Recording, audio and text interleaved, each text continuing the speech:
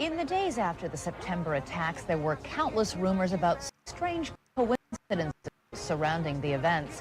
One report about a group of Middle Eastern men spotted the morning of September 11th parked just across the river from New York City has not gone away.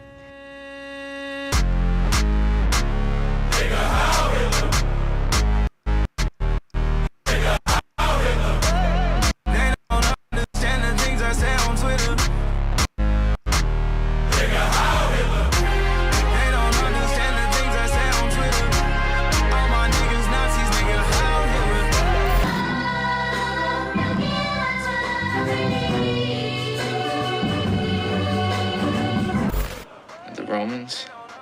Where were they now? You're looking at him, asshole.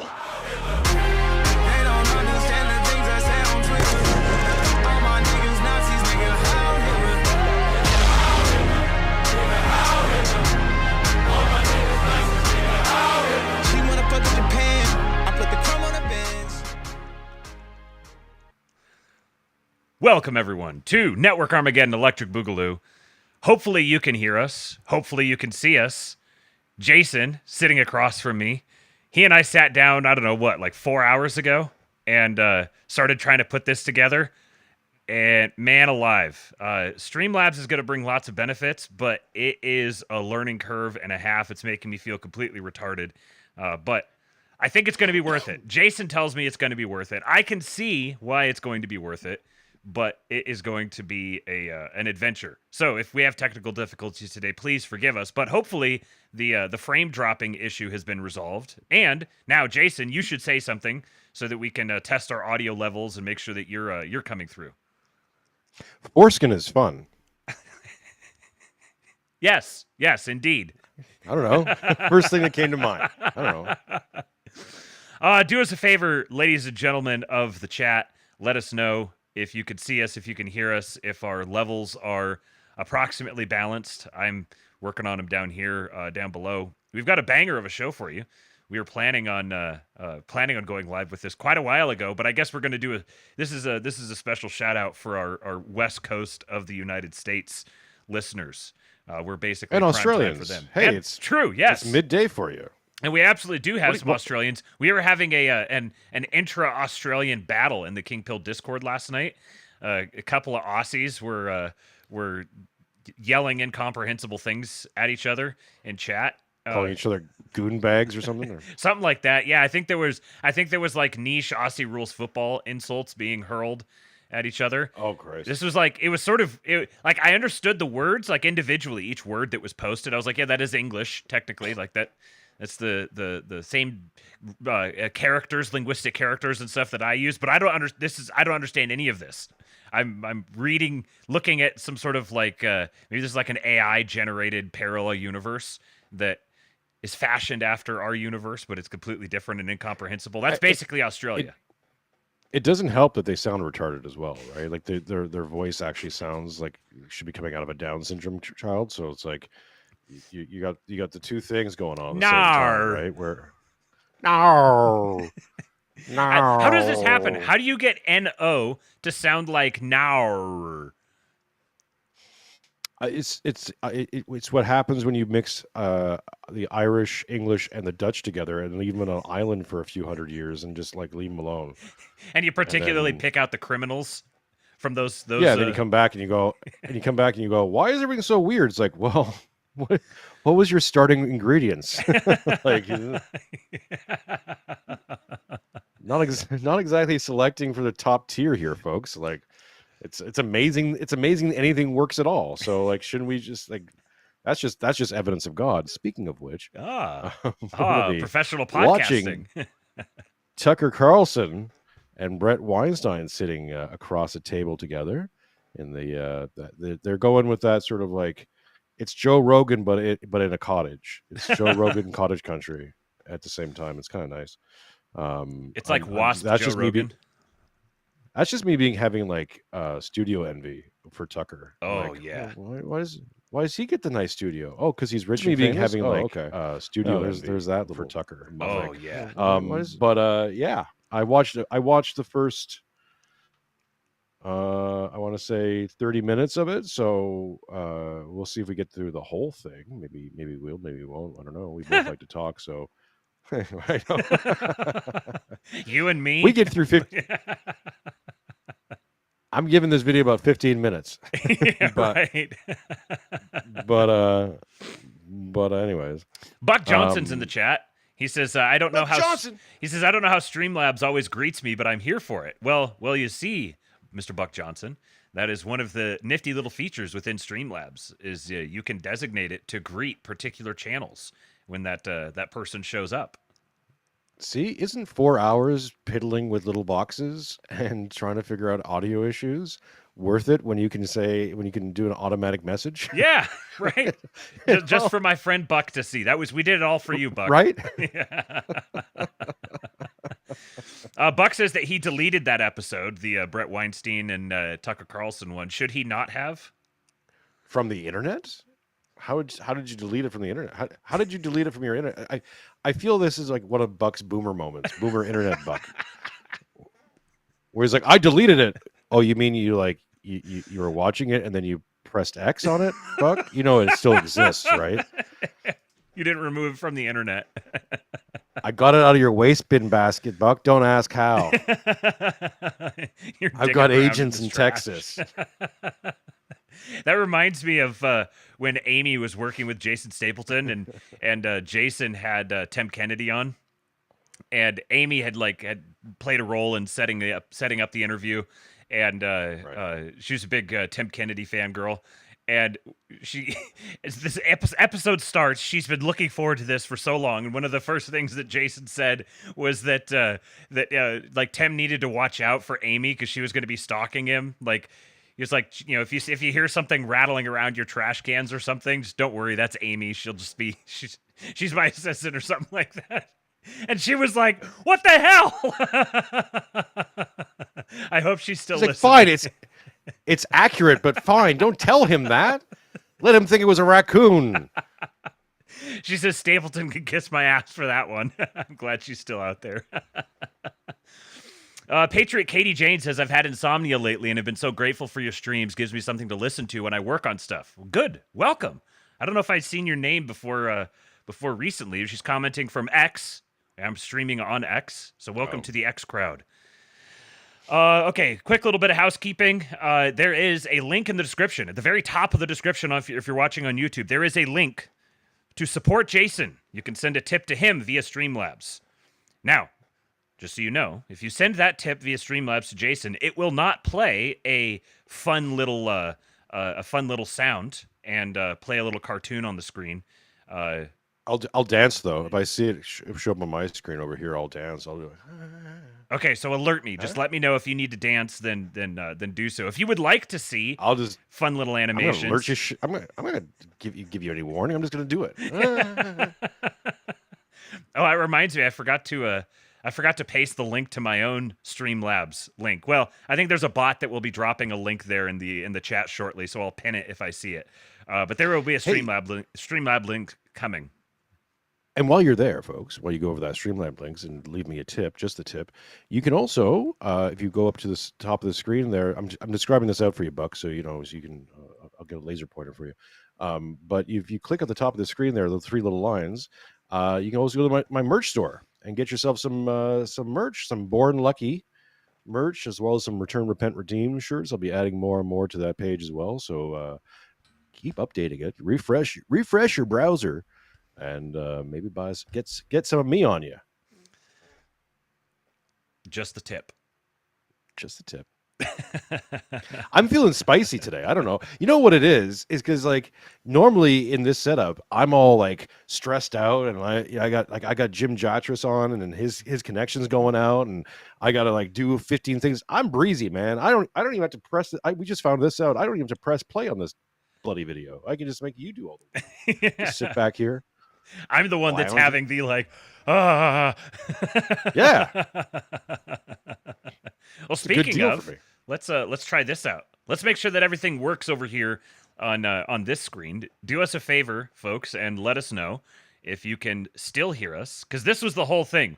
We needed to try to figure out a way to be able to play a video and have Jason and I both able to see it, both able to hear it, and hear each other, and have the audio go through to you guys without doubling or tripling. It even quadrupled at one point, and I had to yank the headphones off. But I think we got it figured out.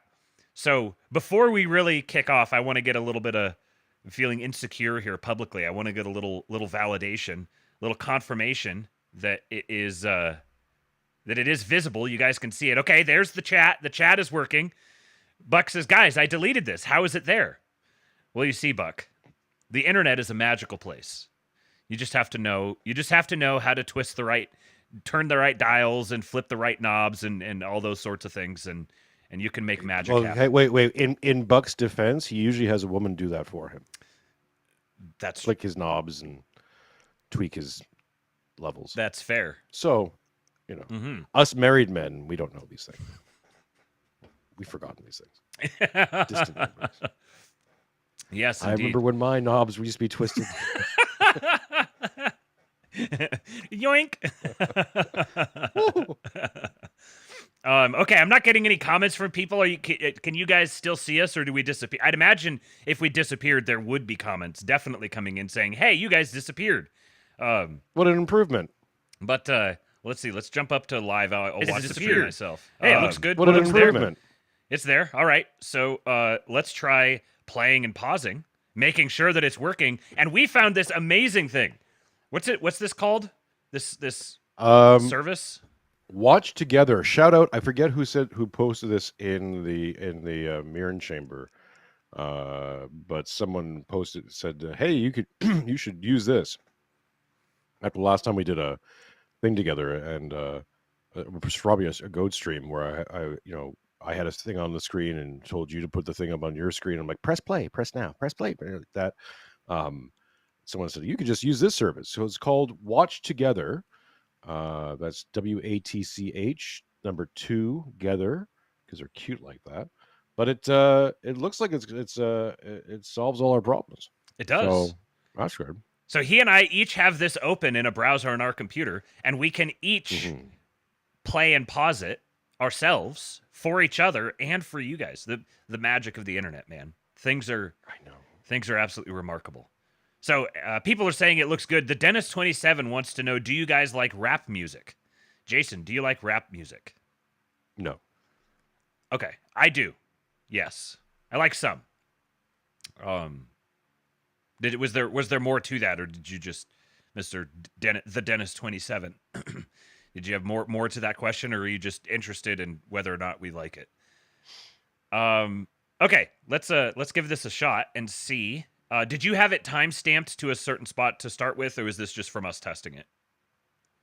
This is just from us testing, but it's past the intro, blah blah blah. Anyway, so I think you could just press play on it now. Okay.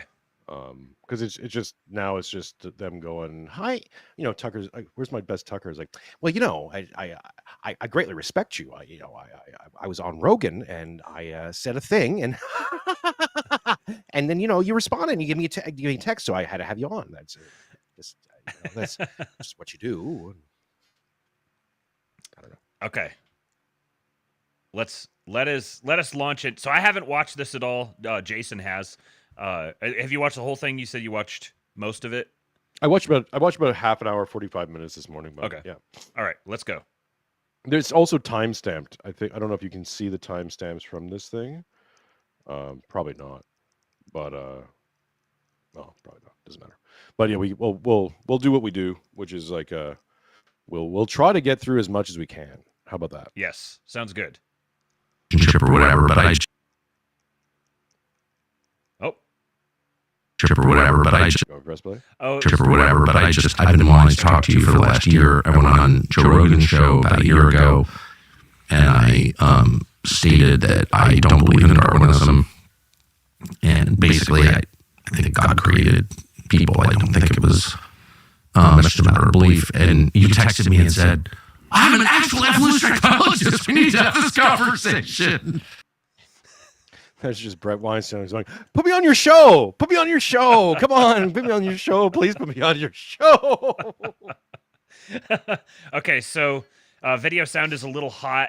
says there's an echo. The sound is doubling on YouTube when you play the video. Because of course it is.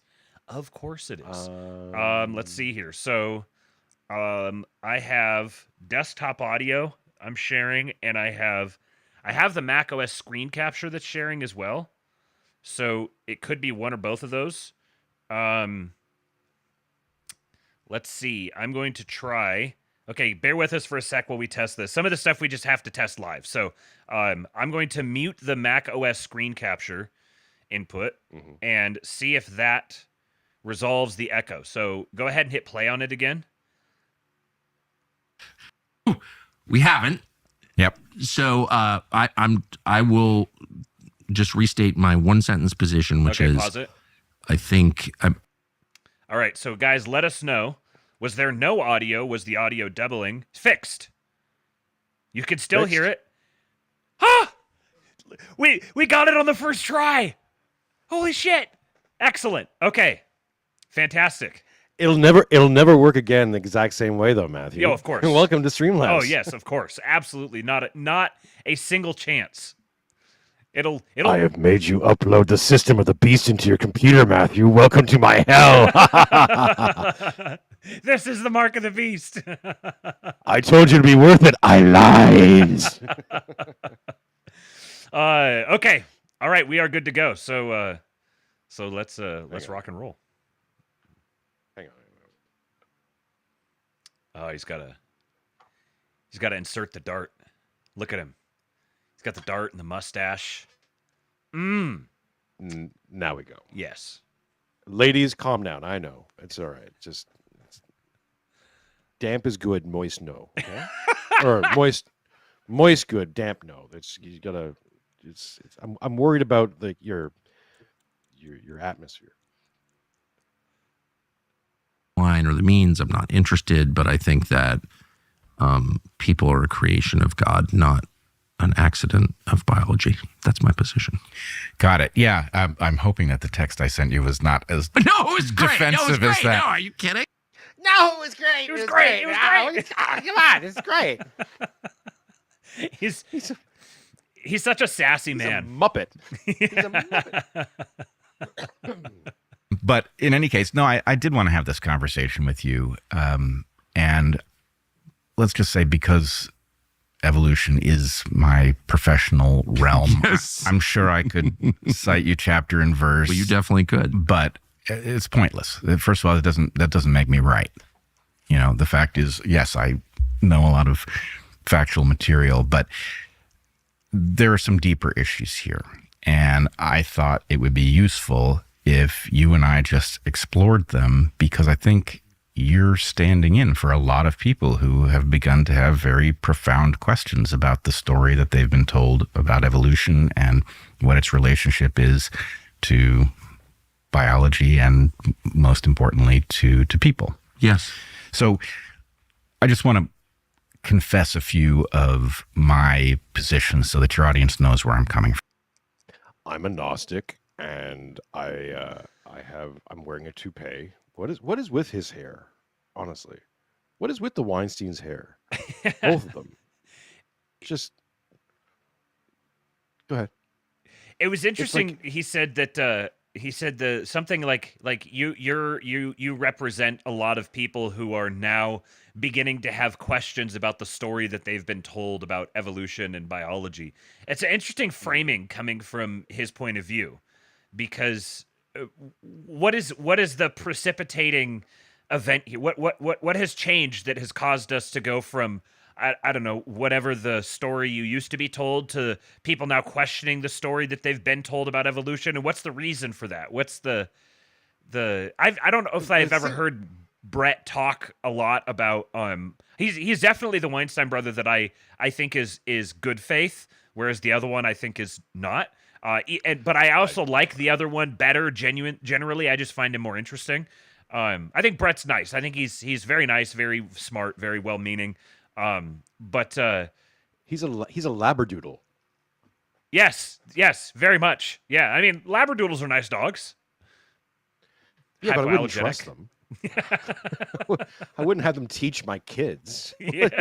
Yeah, they're his hair looks hypoallergenic. You could just like you could run your nose right through there. You never get a sniffle. No, I think I think they're both equally bad faith. I think Brett's just mastered there's something sad sack about Brett. Like Brett got beaten up and just cried, while his brother got beaten up and then like tried to do something about it and still got beaten up, but he like fought back a little bit. I think that's the difference. Um, so there's like something sympathetic about Brett because just he casts that sort of like schlubby kind of air to him. But I mean, you'll listen. We'll get to it later in the interview. But yeah, all his, the title of the episode is all atheism is Redditier. It's something I thought about when I got into his more atheistic positions. You'll hear when he hits it because it is it's Redditier atheism. But then there's a thing about I'm like, well, all atheism is Redditier atheism. That's a differentiation without distinction, right? Like it's all the same crayon eating logic. And I'm the guy who used to say all this shit too. So I'm not absolving myself of past sins. It's just when you hear it and you catch yourself, you're like, why the hell did I think that? Oh, because someone else told me that. It's not coming out of my head. It's not something I logicked and reasoned into that position. No, I heard someone else say it. I heard Chris Hitchens say it, and I just repeated it. Because Chris Hitchens smart, so I'm smart. I say the same thing as Chris Hitchens, and I'm in agreement with the smart people. That's their entire argument. Their entire worldview boils down to that. They didn't want to be embarrassed. They wanted to hang out with the cool kids, the cool science kids. So they had to adopt this worldview. That's it. That's their entire argumentation. Everything else falls the fuck apart. And and of course we'll get into it. But all right, go for it. Okay. I do not believe that there is a creator in the literal sense. I am in no way hostile to the idea, but I've come to the conclusion that there probably isn't such a creator because all of the things that we have been able to figure out about the world, things that we know are true because they carry a great deal of predictive power, have come to us through the principle of parsimony. And I will clean up the principle of parsimony a little bit. Okay, pause because the way it was originally formulated is clumsy. well, you can pause it yourself. I can. I don't know if it starts goobering things up. I'll try it next time.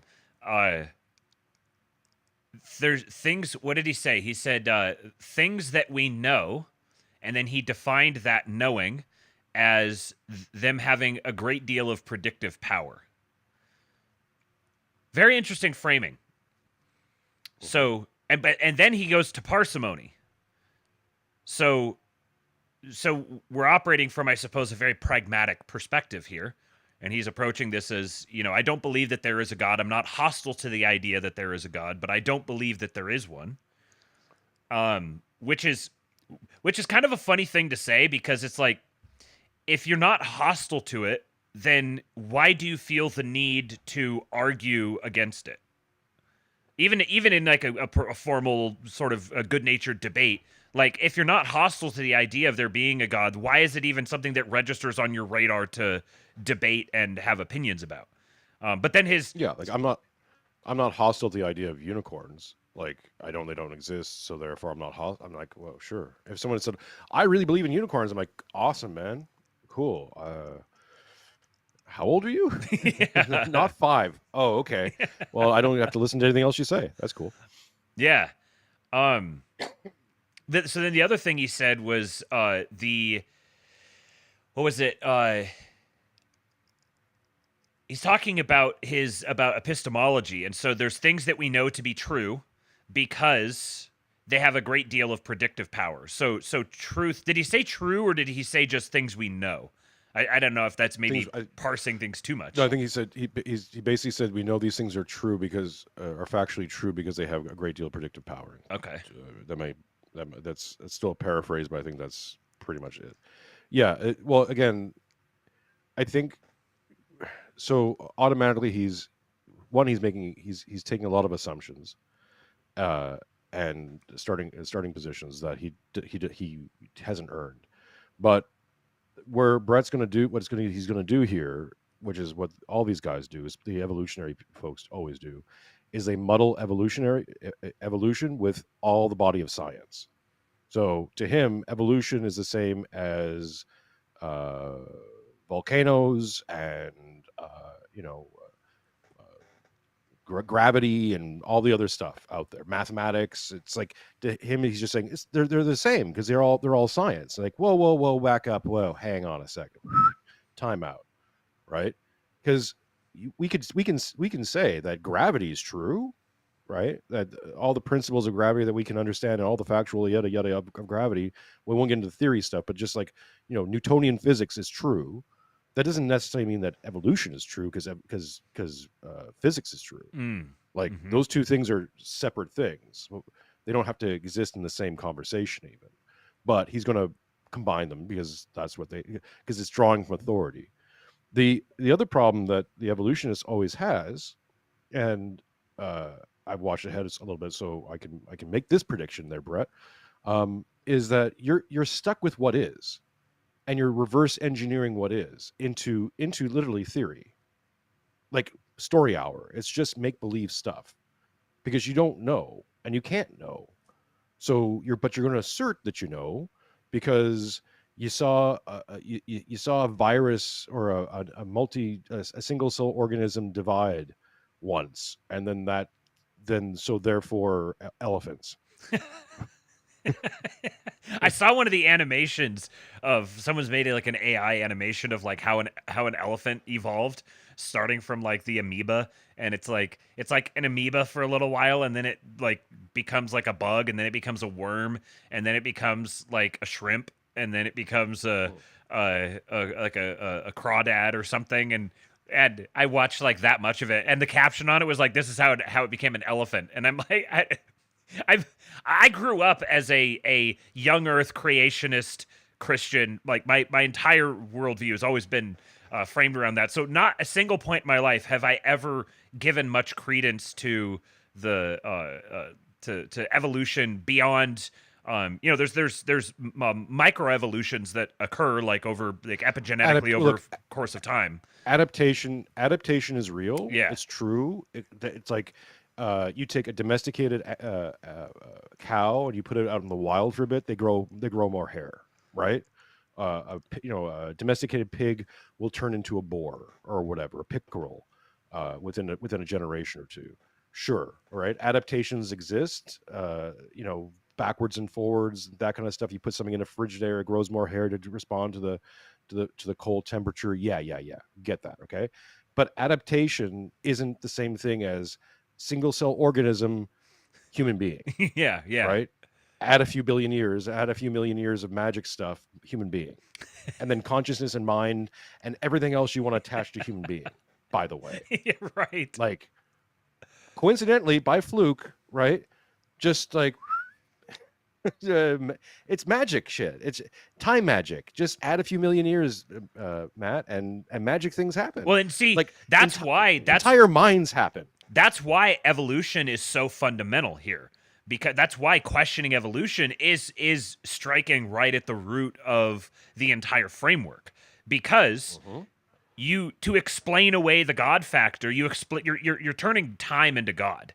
So you take all the things that would be attributable to God and you just attribute them to time. We just space things out really, really far and make things really, really big, and then now we have our God. Our God just is distributed throughout all of time and space, instead of and so then if you're going to have those millions and millions of years of history, well, we don't see evidence of like the rise and fall of human civilizations millions of years ago and all this sort of thing.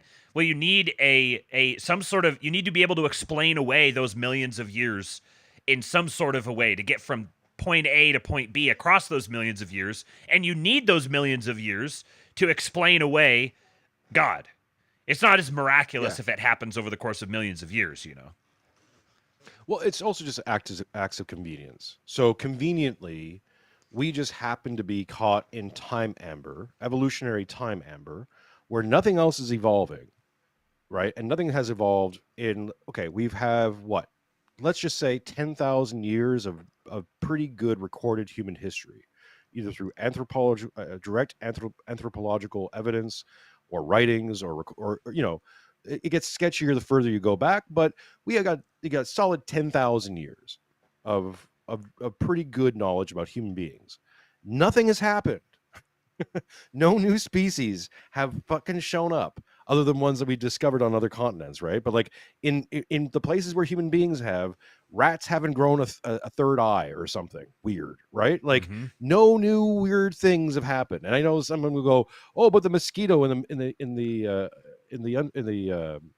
British Underground, the subway station." It's like, no, sorry, that was just a different breed of there's one mosquito that feeds on birds, and another mosquito that feeds on humans, and the mosquito that feeds on humans is down in the underground. That's all it is. It's not like the mosquito still has retained its mosquito-ness.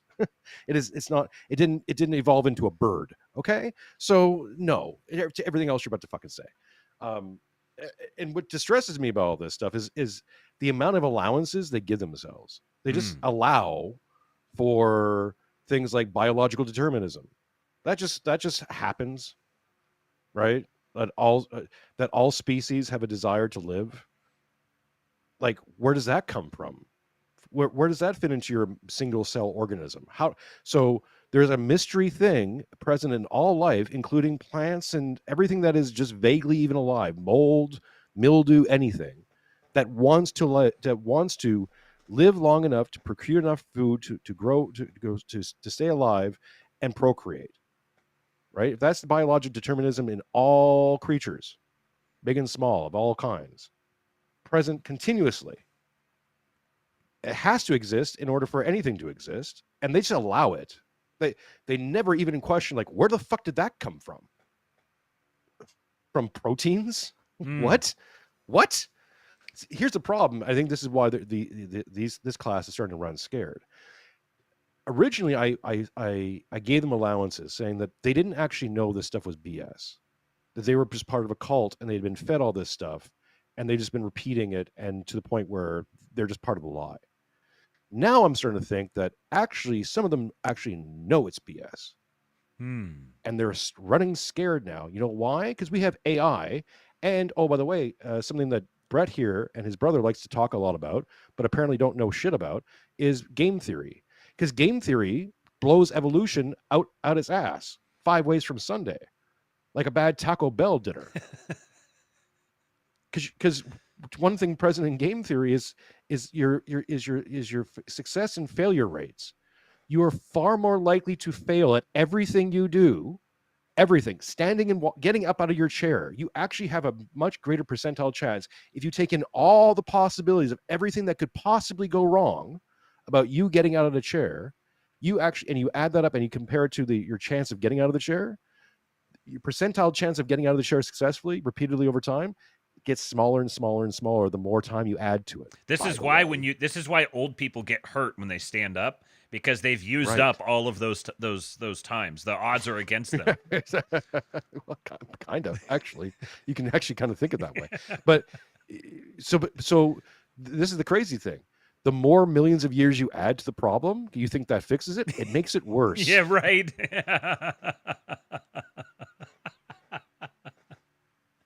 The chance of one single organism mutating an advantage successfully just once, and it actually being an advantage to that organism, is so infinitesimally small compared to all the other things that could happen.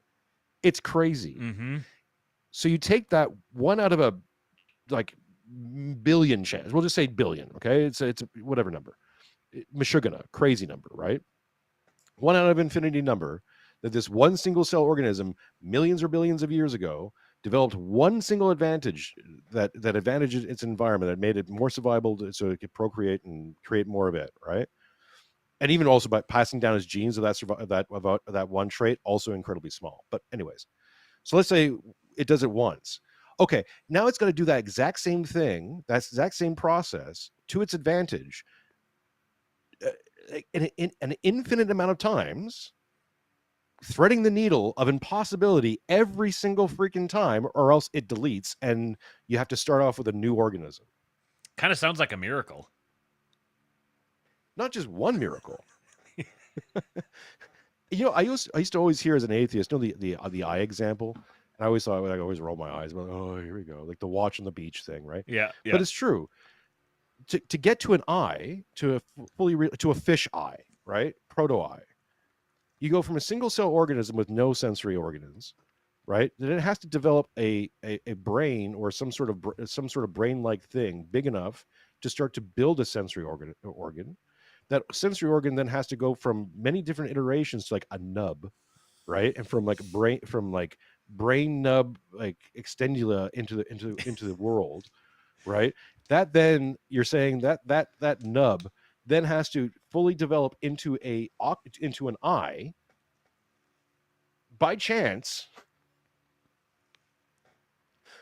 through millions and millions of whatever, billions and trillions and years of iterations, perfectly, by the way, to create an eye. Thinking about that process having to play out across every single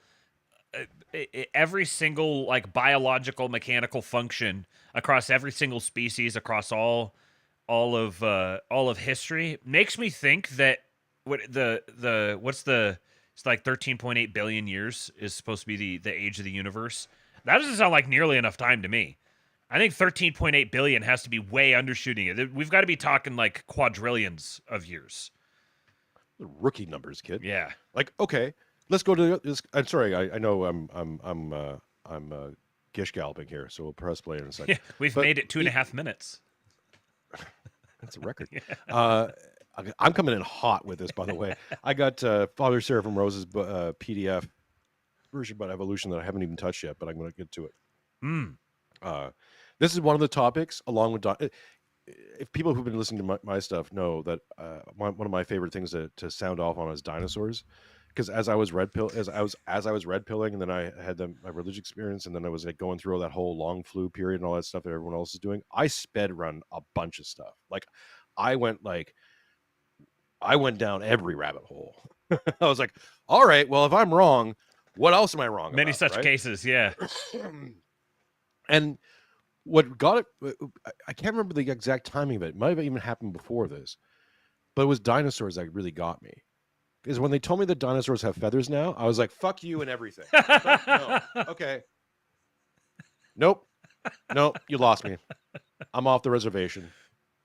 They have what now? They have feathers now?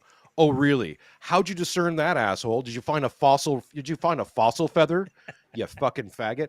Look, listen. I just got us demonetized on YouTube. Send Matt some money. But Streamlabs link is in the chat. How do you really feel about it, Jason?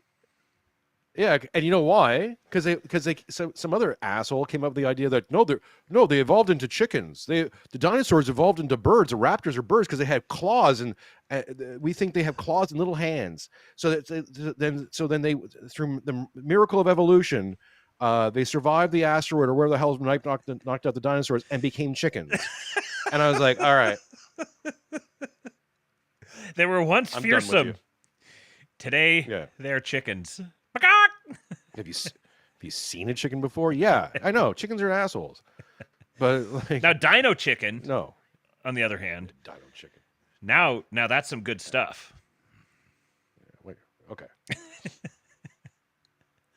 Brett's gonna get me riled up. I know exactly what part he's gonna start saying. That's just like I'm gonna be like, that's up, and another thing.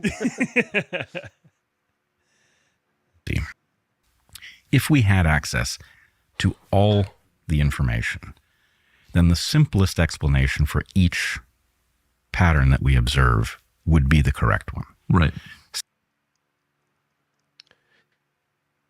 The simplest explanation can't be a creator God who willed the world into creation by his mind, from his mind, right?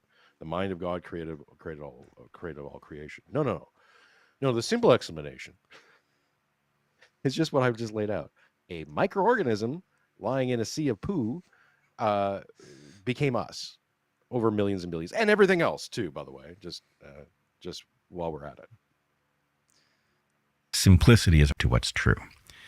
And for me, the problem with the hypothesis that there is a creator is that it answers one very difficult problem.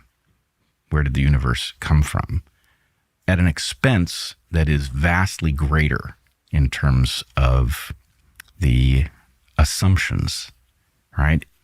If the universe came from a creator, well, that simplifies one thing. But now we have to explain where that creator came from. And that's a much harder problem than explaining the universe itself. So as much as I agree... Why do we need to explain where that creator came from? because it's your brain on nominalism. Right. Okay, Brett, you'd have to explain where the universe came from. Well, it came from the Big Bang. Where did the Big Bang come from? Right, yes. Special pleading. Black holes. Black holes. Okay, where did black holes come from? Oh, it came from another universe. Okay, where did that universe come from, Brett? He taught children. He's teaching children. He used to teach children. And he's one of the reasonable ones. Young adults. Yeah. He's a labradoodle. This is why, man. Sneaky. Explaining this and explaining biology is difficult. It does not solve a problem to imagine that a creator is the answer. And even if there was one, well...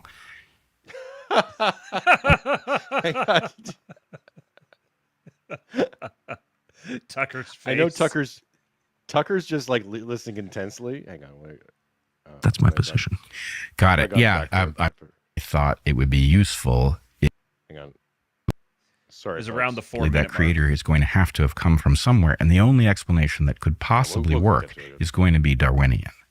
So, again, there is a creator that it answers one very difficult problem. Where did the universe come from? At an expense that is vastly greater in terms of the assumptions, right? If the universe came from a creator, well, that simplifies one thing. But now we have to explain where that creator came from. And that's a much harder problem than explaining the universe itself. So as much as I agree, explaining the universe and explaining biology is difficult, it does not solve a problem to imagine that a creator is the answer. And even if there was one, well... There it is. I feel seen. You know, it's interesting. There's something very revealing about him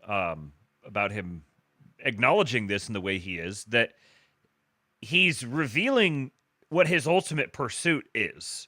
His ultimate pursuit is knowledge. Because he's not even questioning his own presuppositions here. He says, well, it solves one problem, but it opens up an even bigger one, because now we have to say, well, where did that God come from? We have to know where God came from. Why do you have to know? Why is that? Why do you, like, why does your brain default to this reaction that, well, if we're trying to answer the question of where the universe come from, and we say, well, God created it, well, then we have to answer the question, where did God come from? And if that question is too difficult, then that means that obviously we need to take the simpler answer, which is that, amoebas evolved into elephants. Yeah. He's a Gnostic. It's Of course he's a Gnostic. Yeah. It's all Gnosticism at the end of the day. Till dear, folks. But the only reason why, and I'll speak personally on this. Well, I was angry, right? My atheism came out of anger. But one of the big, I think, for other people, it's fear of judgment. Because if God's true, right? Well, then which God? And I think everyone knows it's the Christian God, really. Mm-hmm. But okay, pick your God. Whatever God you like. Well, if it's okay, let's just say it's a Christian God. If it might be the Christian God, then you're gonna worry about judgment. Yep. Oops. That's what you fear. It's not fearing that you're wrong. It's fearing judgment Mm-hmm. for living a life that's false. That's the crux. Because And ultimately, even operating on his terms, he's wrong. Because the to say, well, if we say God created the universe, we're just moving the problem back a step, and now we have an even bigger thing, a bigger problem we have to solve. Well, isn't your whole thing that you love to just solve problems and search for knowledge and yearn after answers? Well, opening up an even bigger opportunity for that, why is that necessarily seen as a bad thing? No, this is actually a great thing. This is an even bigger question. You get to spend even more time exploring the depths and the expanses of reality and as it reveals the nature of its creator. But you're not going to reflexively see that as a good thing if you subconsciously or consciously know that the process of exploring the nature of your creator is going to tell you things about yourself that you don't want to look at. bingo. Maybe that creator was One note, I think Buck said this in the chat earlier. Is like there's almost too overproduced sound for podcasts. I do agree. Tucker, his levels are weird. Where it's so produced, it's unnatural. Like I know that's not Brett's voice. Yeah, Like, yeah. He ain't got more bass than I do, brother. That's for sure. So Joseph in the chat says, "How do we get knowledge? existing in the universe. How do we become conscious? We wake up. Wake up, woke. Atheism is woke." Nailed it. nailed it. Well played, sir. James Lindsay. You know, I'd almost feel sorry for him, but it's James Lindsay. Yeah. So I'm just going to enjoy it. I'd feel He sorry stepped for him in if he such wasn't an insufferable jackass.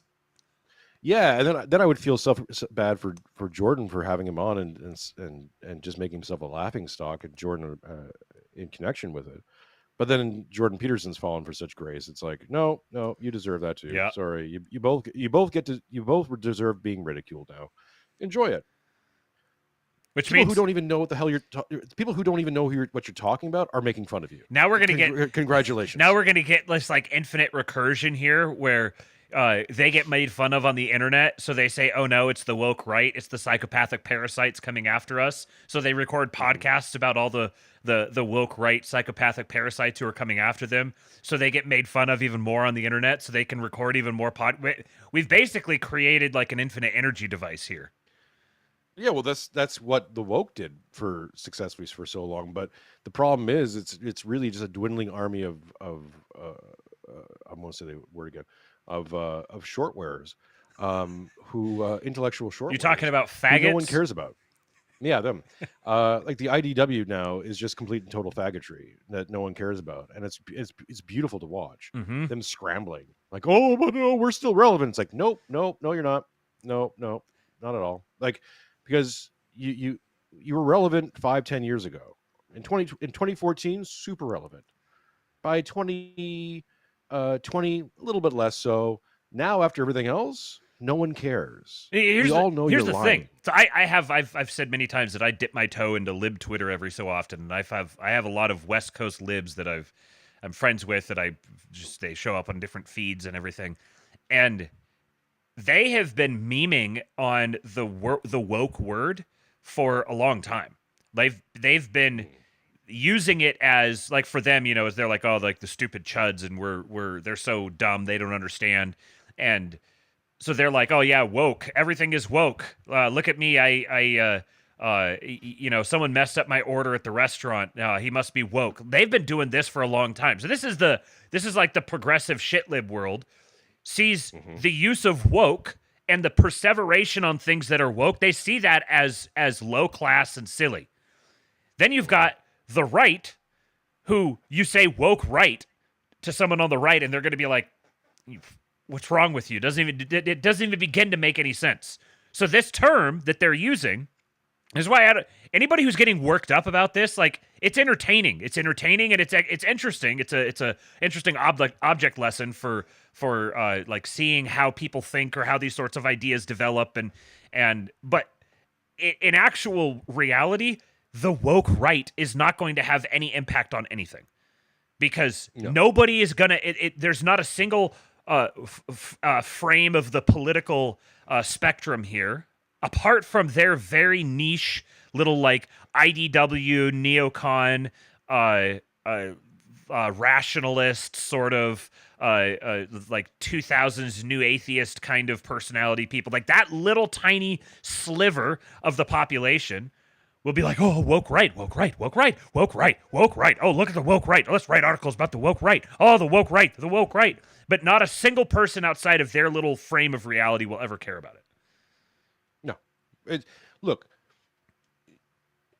I said this on the show yesterday. Asmongold and Sam Hyde have done more, just the two of those, just those two guys, have done more to destroying the progressive woke movement across the West than the entire IDW crowd could ever even dream of doing. Yep. Okay? It's done.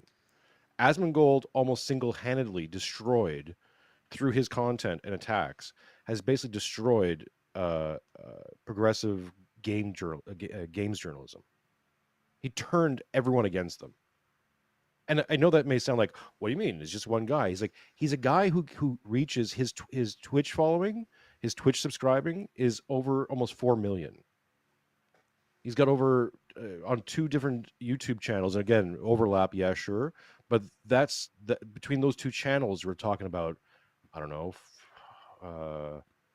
5 million, 4 or 5 million, something like that. You add them up, man. This guy's reaching literally millions of 13 to 25-year-old men, predominantly. I bet you that's his demo. I don't know his demo. I don't know his numbers, but I wouldn't be surprised that that's his demo. And he streams them, what, 5-6 days a week?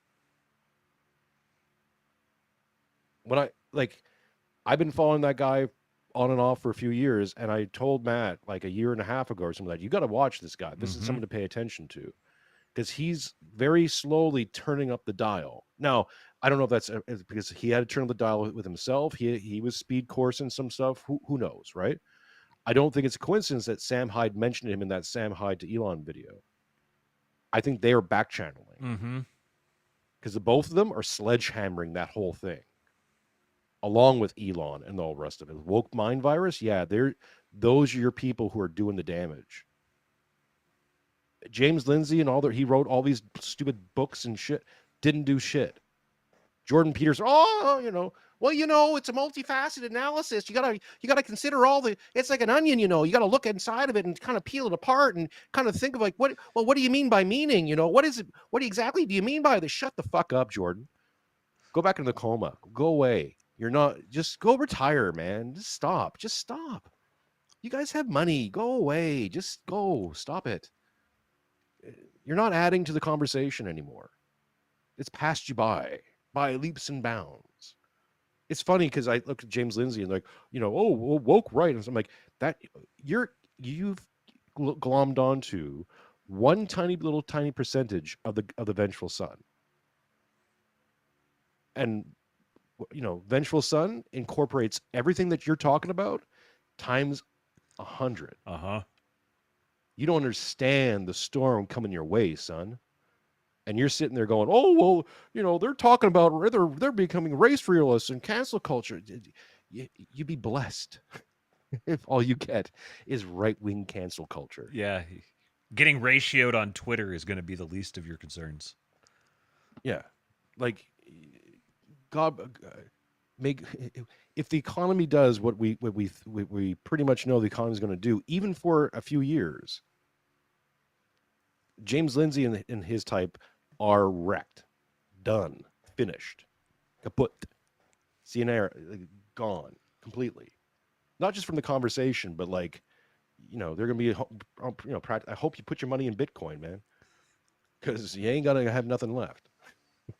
Anyways. Existing in a universe that was created by another creator, but eventually you're going to get to a place where you're going to have to reach for the only explanation we have ever come up with for where radical increases in complexity come from. So even if we in this universe are the product of a creator's work, ultimately that creator is going to have come from somewhere. And the only explanation that could possibly work is going to be Darwinian. So again, I'm not.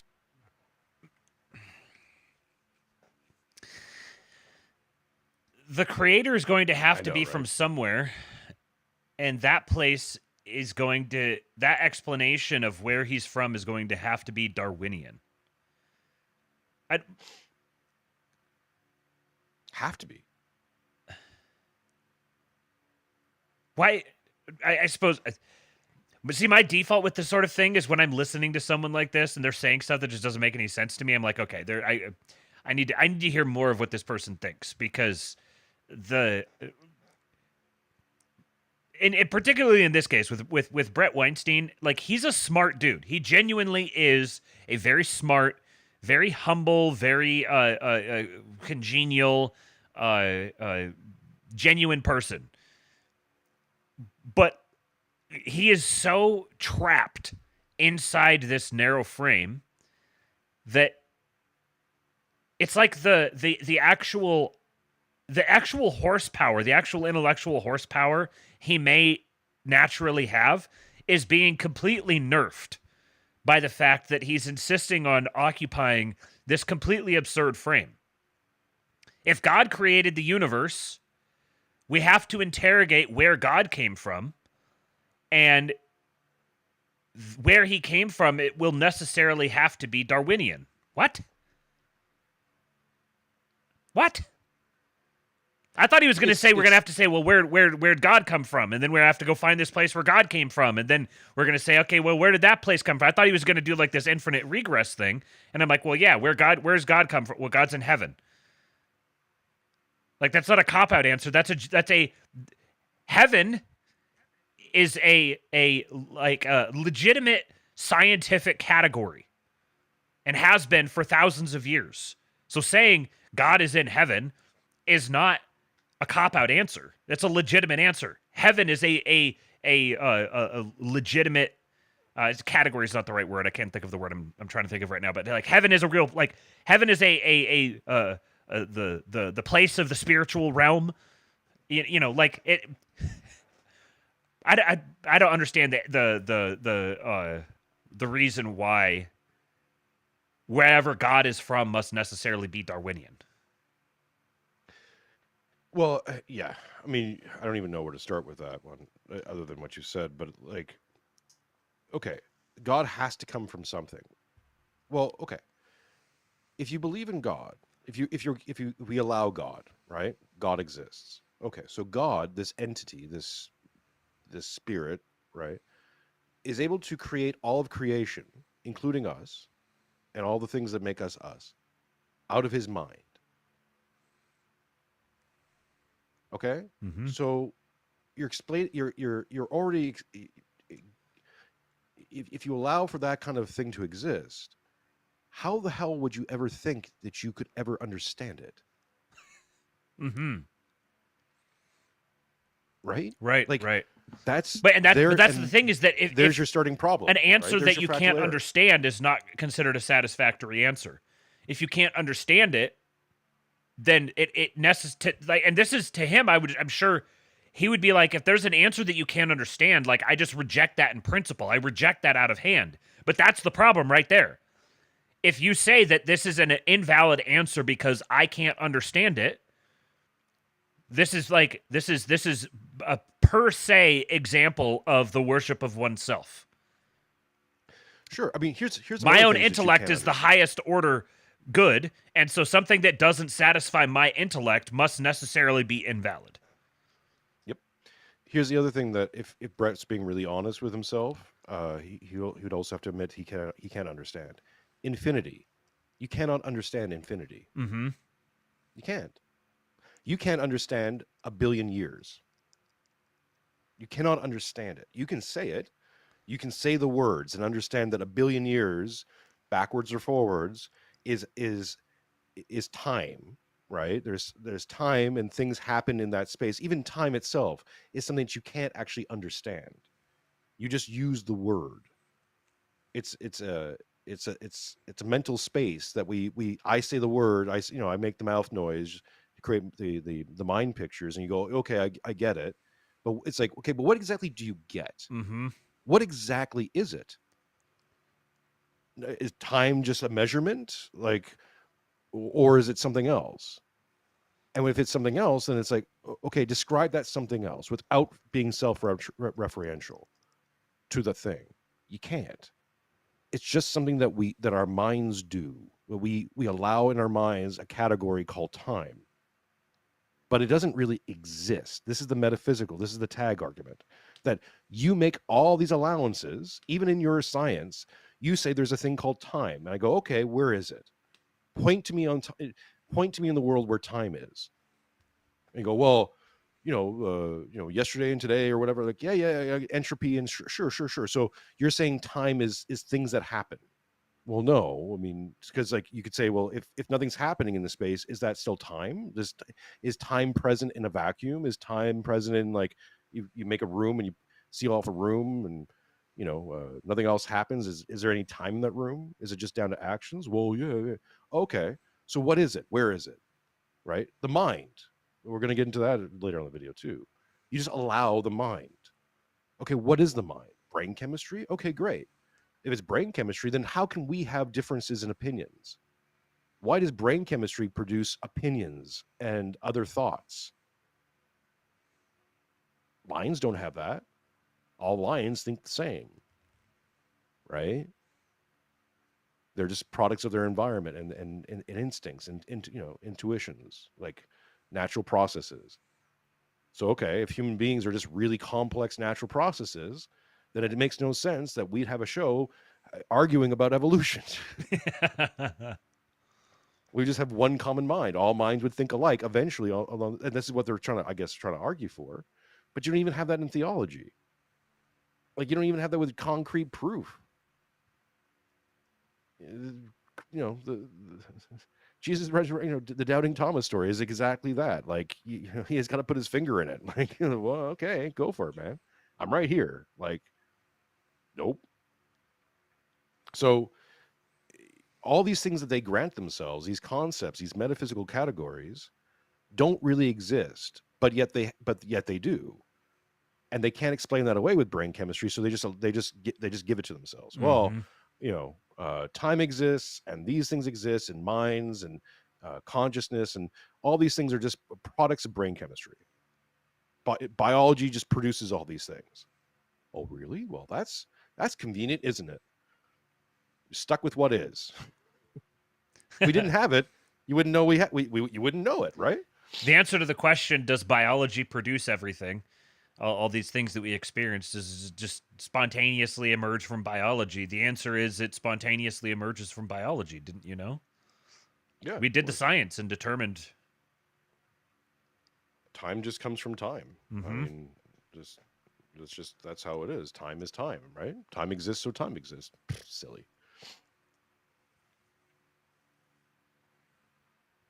Know whether see all of what we can see that has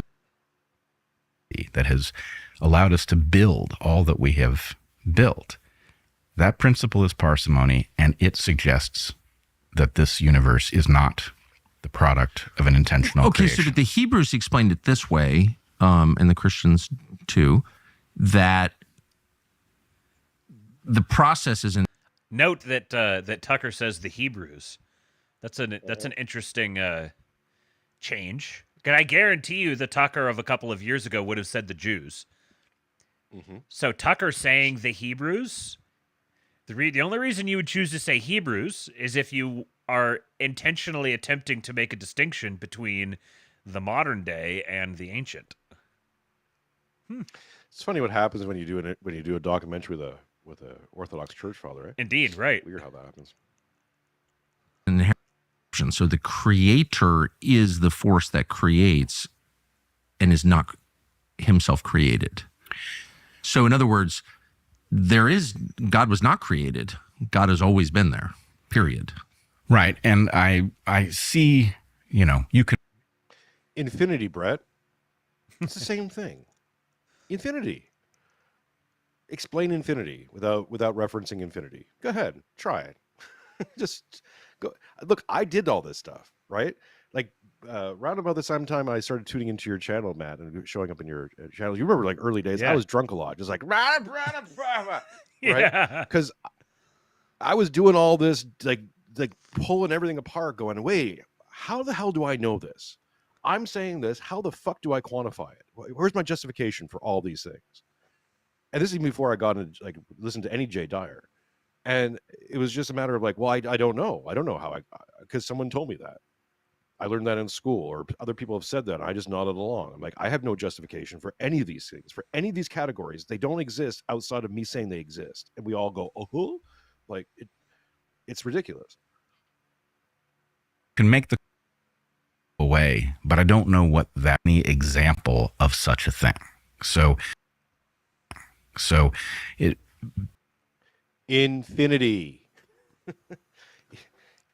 And we came from the Big Bang. Okay, what created the Big Bang? Another Big Bang. Okay, well, what created that? Oh, infinite regress into other universes, multi-universal theory, right? Quantum physics, quantum mechanics, all these things all rest on the same principle, Brett. So yeah, there's tons of examples of like non-created creation.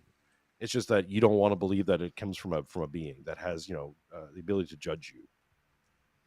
No, we definitely don't, because everything apart from God is created. well, okay, let me take a different tack. Yes.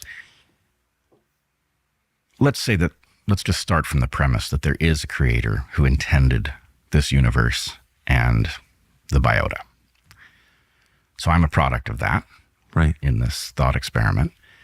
And in such a case, I know that this creator gave me a capacity to reason.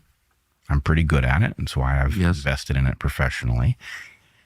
And he gave me an incredible Get ready for it. set of evidence for Darwinian evolution. And I'm now forced to grapple with the question of why a creator would have given me a capacity to reason, would have given me the principle of parsimony, the power of which I can see, and a set of evidence that forces me to conclude that the biota at least evolved in a Darwinian way.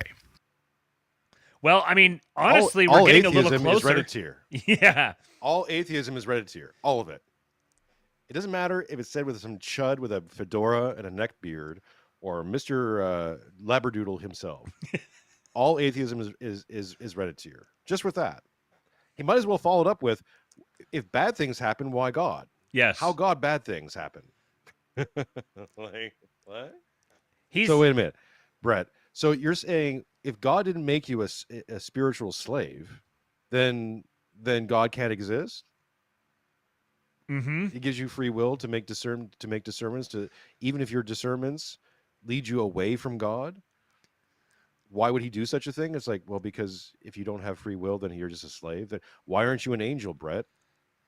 And like this sort of question that he's asking here it's so aggravating to see very smart people think in such stupid ways, because this is actually a good question. This is an interesting point to make. Why is it that if there is a loving creator God who created the universe that you live in and created you and gave you your penchant for rationalism or your curiosity, and then you observe this principle of parsimony and so all of these things you put together, so it's like God created me to and then there's these things that exist that make me think, well, maybe God didn't create me. I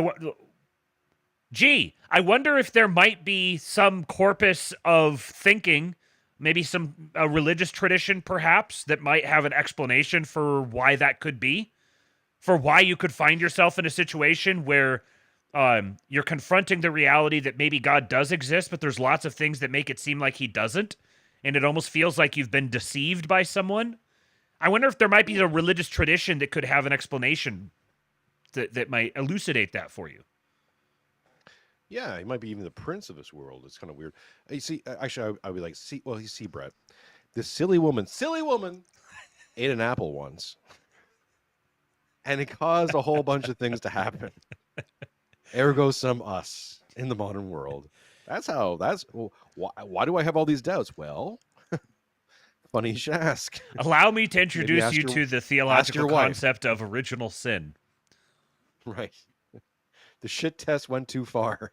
Eve's tried to shit test God and it didn't work out too well. Anyways.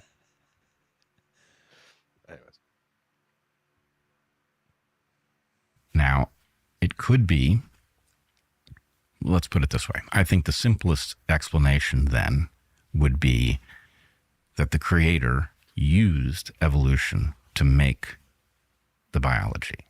And that, maybe the creator is especially interested in the products of a Darwinian process. I'm very interested in the products of a Darwinian process. So I suppose the only conclusion would be that maybe God is very interested in the products of a Darwinian process. Again, Jim Bob listeners will appreciate that. Again, I heard who debated someone on this exact principle. It might have been Jim Bob with someone or Andrew Wilson. I can't remember, one of the two. And someone tried to introduce this idea, and it's like, okay, wait, again, you've introduced the concept of God, right? All being of time, space, and dimension, who can literally create all of existence from his mind. And you're thinking that, okay, this same being would prefer to work in like abstract evolution that has a failure rate of almost certainty, but not certainty because God, right? So he's going to do it this way instead of just like willing the world into existence as is. Again, simple answers, right? Where science is looking for the simple answer. The simplest answer is completely elusive, apparently, to Brett, because the simple answer is just like, no, God just, that's all diversity, all life just became as is, right? And then we had the fall, so that changed things a little bit. Well, a lot, but you know what I'm saying? Like, but all creation was creation, and then that's just deal with it. God wouldn't have to do all the extra steps. It's just you've added on this story hour. That's your problem. What I would It's like, ask my him, story- what I would ask him here is, if I think there's kind of some blurring of frames that he's doing here, where he's trying to do this thing where he's like, okay, I'm going to take off my frame and I'm going to put on your frame, and we're going to assume that there is an all-powerful creator God. We're going to assume the existence of the Christian God. Now, having put that frame on, I look around and I say, oh, well, there's all this evidence for Darwinian evolution and for some type of Darwinian process. So now I need to figure out a way to mash these together. Here's the problem.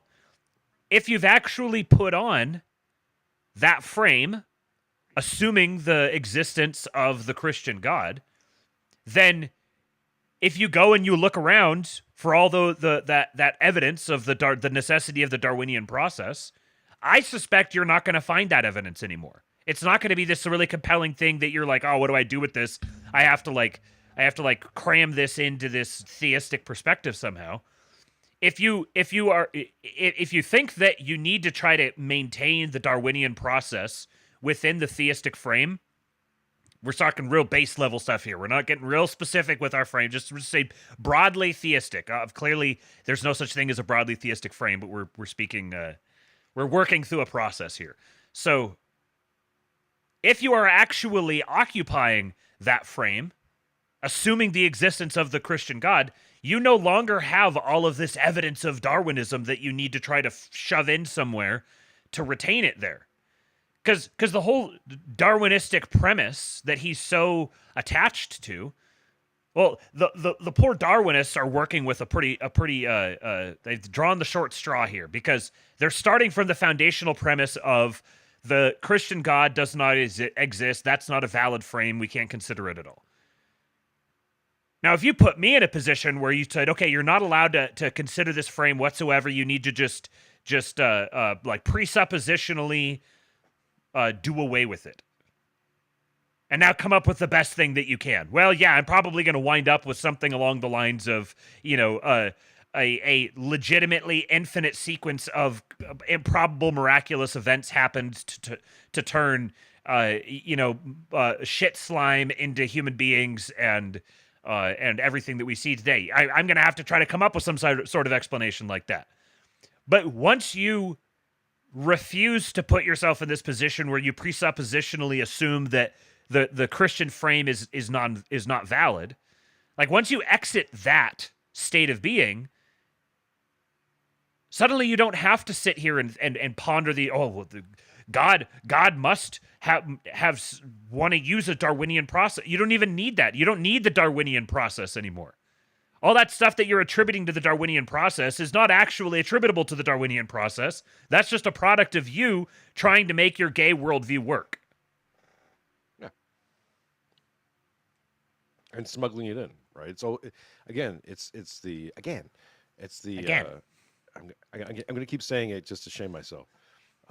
But again, it's the smuggling in of assumptions, right? It's the nominalist, materialist who's just smuggles in universals, but doesn't believe in universals yet uses them all the time, because you can't have things like morals without universals. You can't have a mind without universals. Doesn't exist. It falls apart. Because, and I remember saying this to you, realizing that one of the big realizations I had about returning to Christianity is that it's not all on you. The atheist is putting it all on them constantly. They have to essentially recreate entire moral frameworks by themselves or within little groups that has to remain consistent until it's not, and then reinvent it all the time when the consensus changes. That's insanity. That's the contradictions. That's the contradiction pile. That's why they're all anxious and on drugs. Phil Gibson says, we're not going to make it past the first hour. Well, we might. Stick around, folks. I can hang out till 4.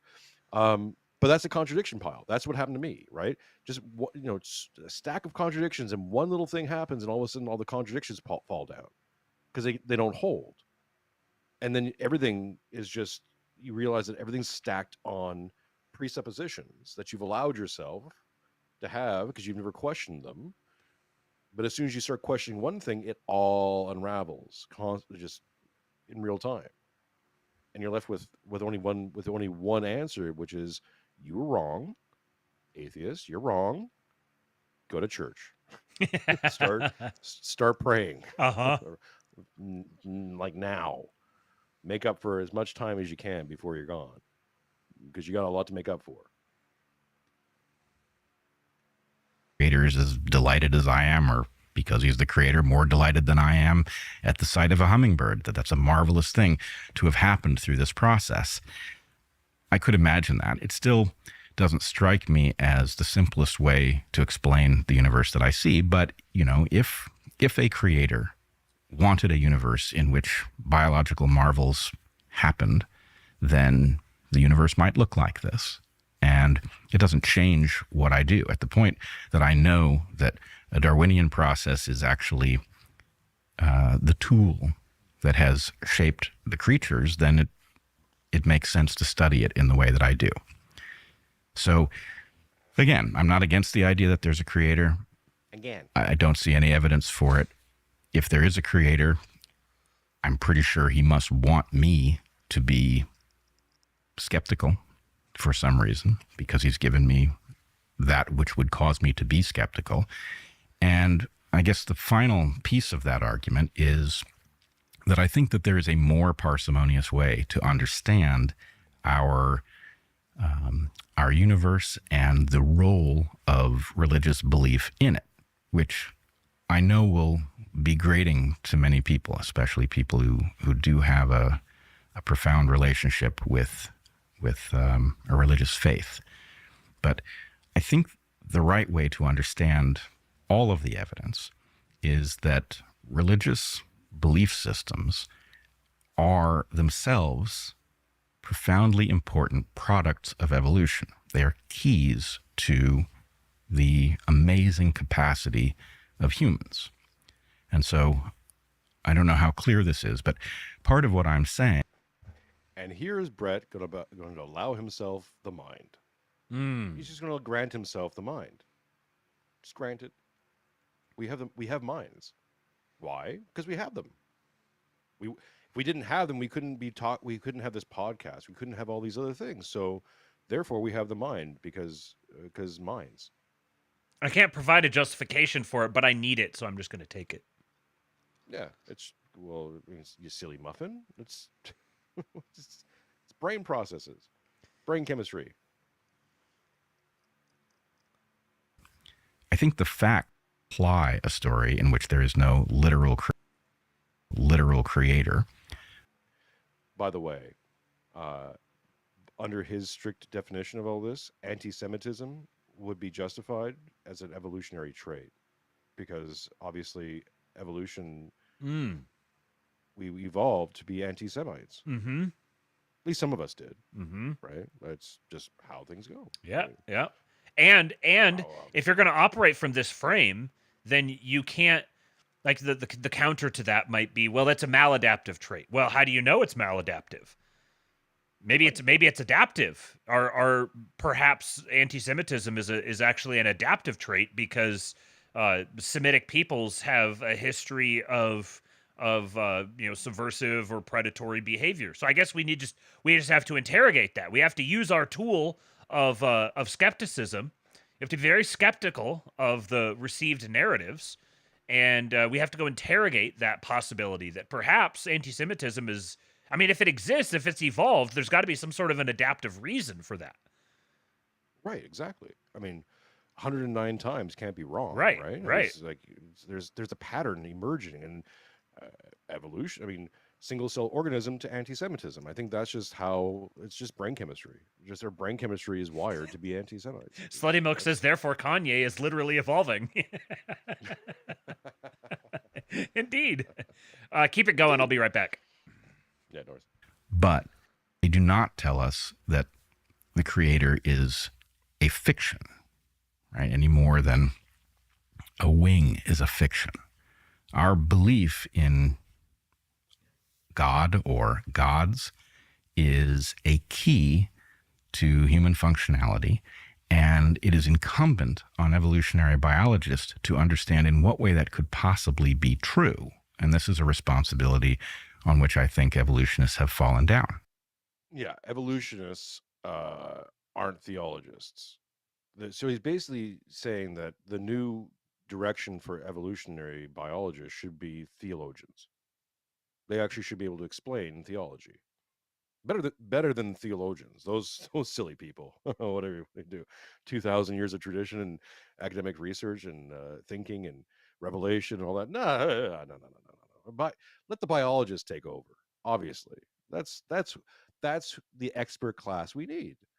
We don't need these silly, monks living on a mountain, producing great revelationary works that are also, by the way, predictive. Don't deal with that at all, Brett, because that might get tricky for you. But no. Let's listen to the scientists explain religion better than those religious people. Yeah, that sounds about right. Just saying, Brett. Matt. Brett here just said that evolutionary scientists, biologists, ought to take on the responsibility of explaining religion. So I'm just saying, yeah, don't listen to those monks living in caves making predictions that are also very predictive, by the way, revelations that are extremely predictive. They predicted COVID, and the reactions to it. But no, those, like, evolutionary biologists should become the new theologians. Isn't it fascinating that every single one of these obvious observations that he makes, these things that are just seemingly just evident to him, they all seem to revolve around his absolute necessity. Mm-hmm.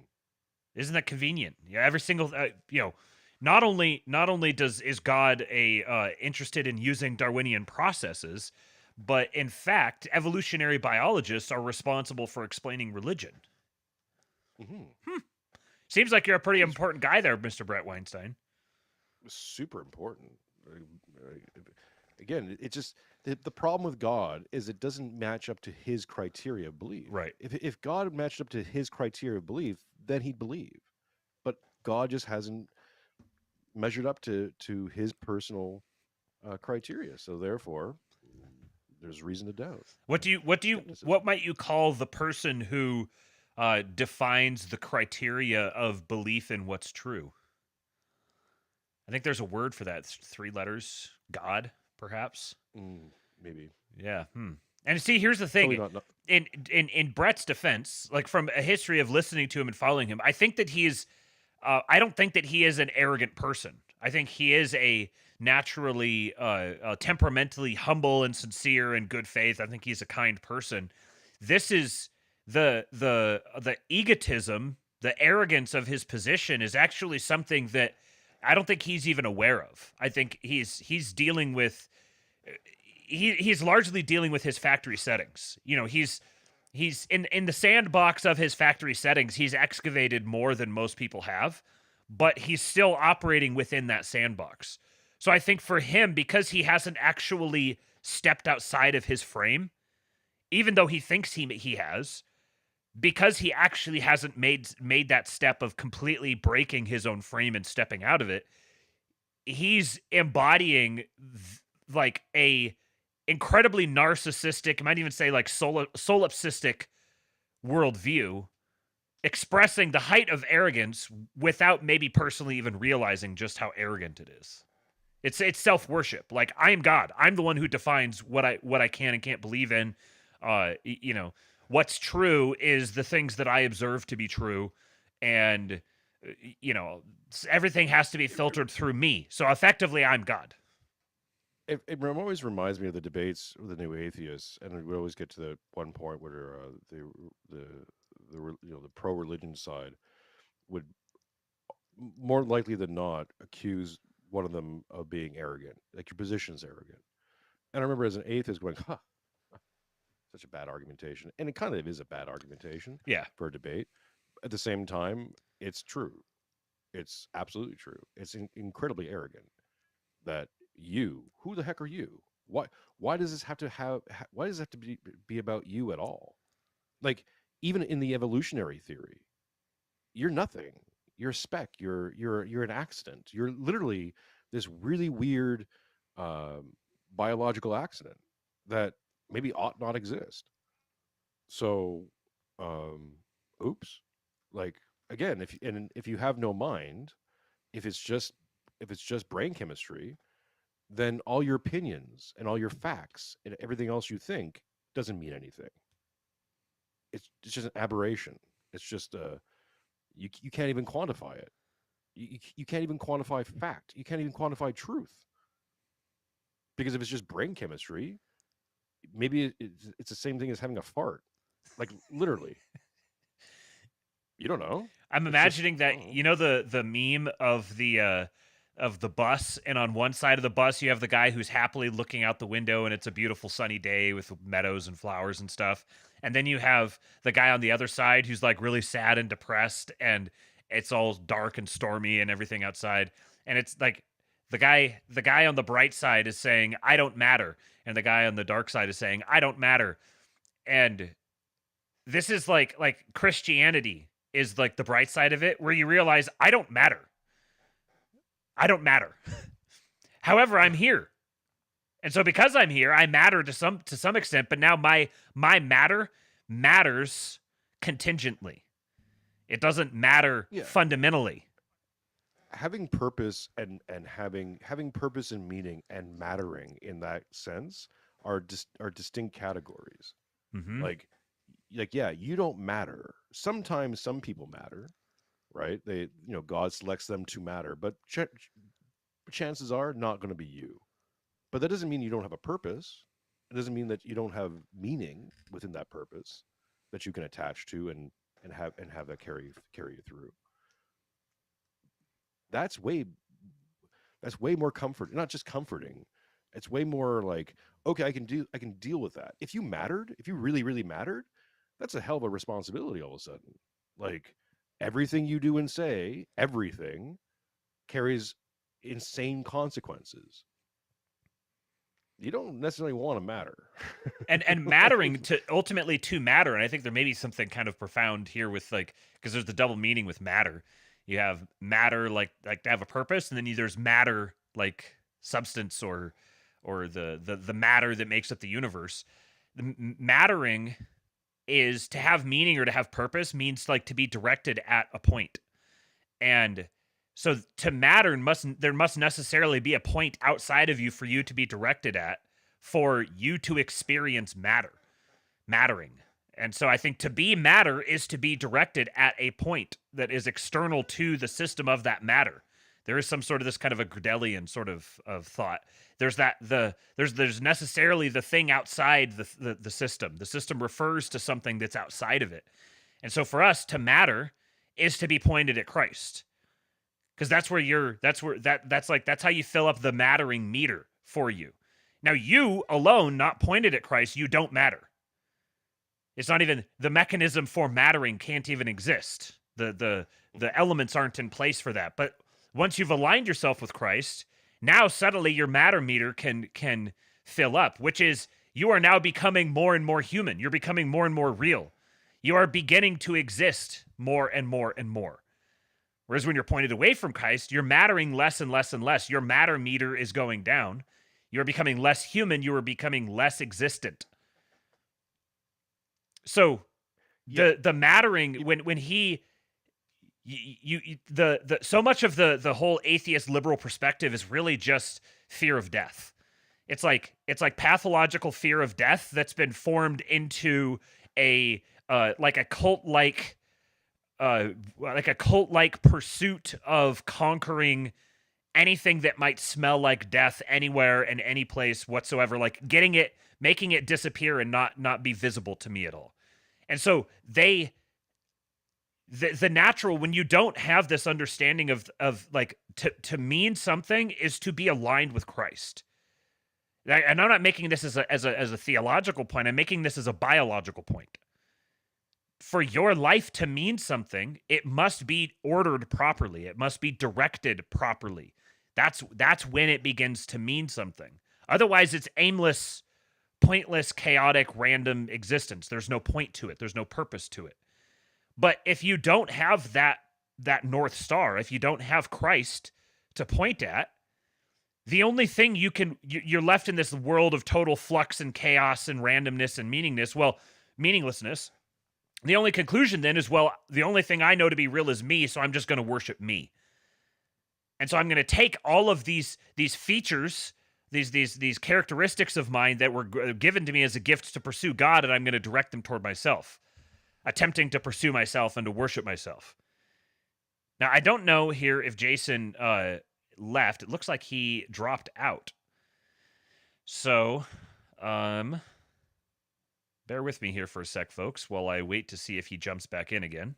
I'm going to open my phone to see if he DMs me. And let's see. Emu's got him. Wait and see if he makes it back. Night Slutty Milk, thanks for dropping in, man. There should be. So one of the first problems he and I had today was we couldn't get connected at all. And he wasn't showing up when he would jump in here, and I had to fix some things to actually get him to appear. Now he has dropped out again, and I think it will notify me when he comes back, if he comes back. But I want to give him a second here to return before we just go on without him. Let me check Twitter. You coming back? Jason's going to reappear hanging dong. Please do not. That would definitely get the video taken down.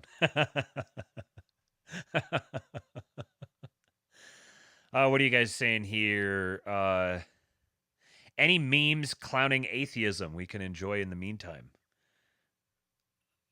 I don't know. Are there? Joseph says, passing on genes or becoming really famous are the only things that make life and death meaningful to atheists.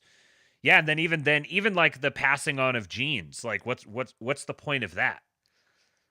I could see why, like outside of the Christian frame, it's nihilism is perpetually nipping at your heels because nothing means anything. It becomes like definitionally pointless. What does pointless mean? You don't have a point. You're not directed toward a point. Yeah, he's not in here as well. Let's see here. Density is a property of matter. Well, maybe that's where the analogy breaks down. Because here it's like you have to be less dense, less and less dense. He says, I got booted. I should be there. It says I'm connected. Oh, well, it is not. He's not showing up here. Oh, no. Is it happening? Is it breaking? Let's see here. If I don't want to... I don't want to have to quit out. Let's see what he says. Send me a new link. Okay, let's send him a new link. So we're going to copy. Let's see, generate a new link. Copy. Let's come over here. Let's open up Twitter and drop it in. Of course, since I'm on Chrome, I got everything moved from Safari over to Chrome because Safari was having all kinds of issues.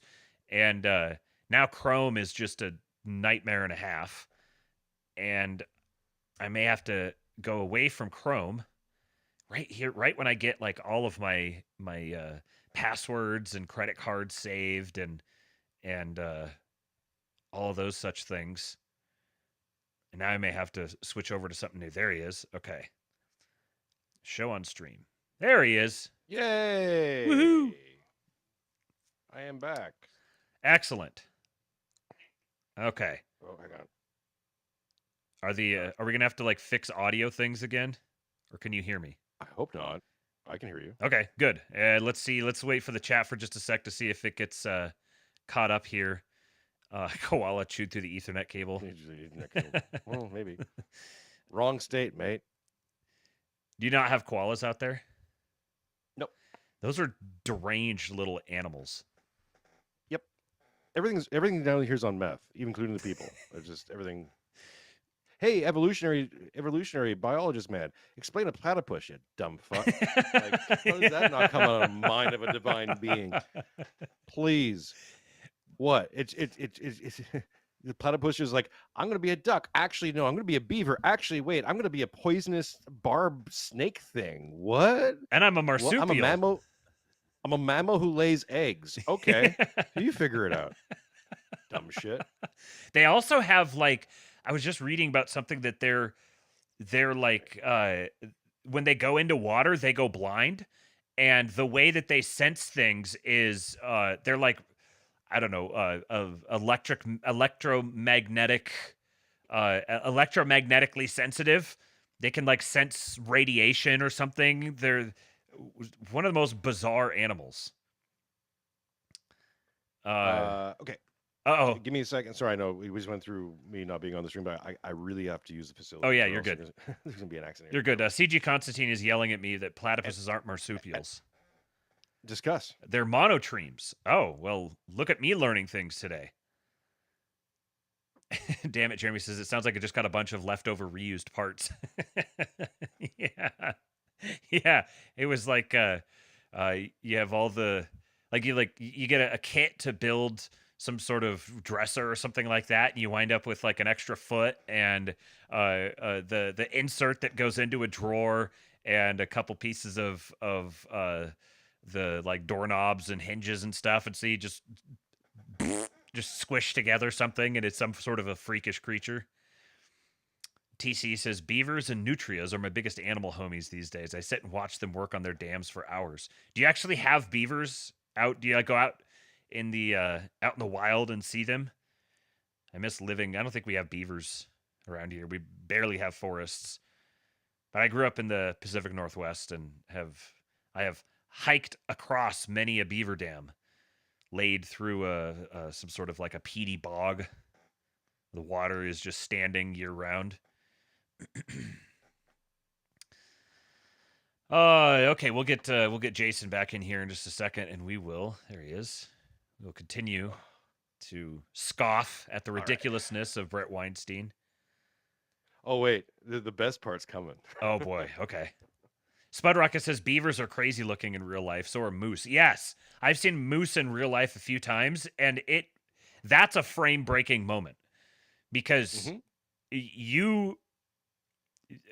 I'm trying. Are there any other animals? I guess maybe giraffes or something like that if you were in Africa. But there is no other animal that you are going to just happen upon in the wild that is going to have the physical presence that a freaking moose does within the Western world. Moose are so much bigger than you can comprehend.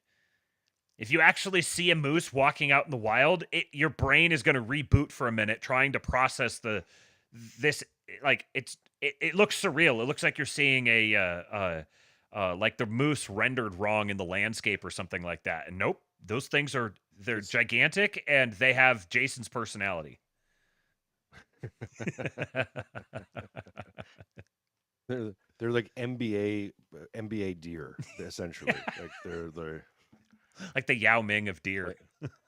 Yeah, they're playing on a different team. Explain that, evolutionary biologist. What happened first? Did the moose happen first because everything was bigger back then because dinosaurs, I guess, fucking feathers, and they shrank down to the size of a deer, or did deer just not get the memo? They didn't get the evolutionary memo. They're like, wait, we could get that big? No, not you, asshole. Only us. Yeah, why did we wind up with deer and elk and moose?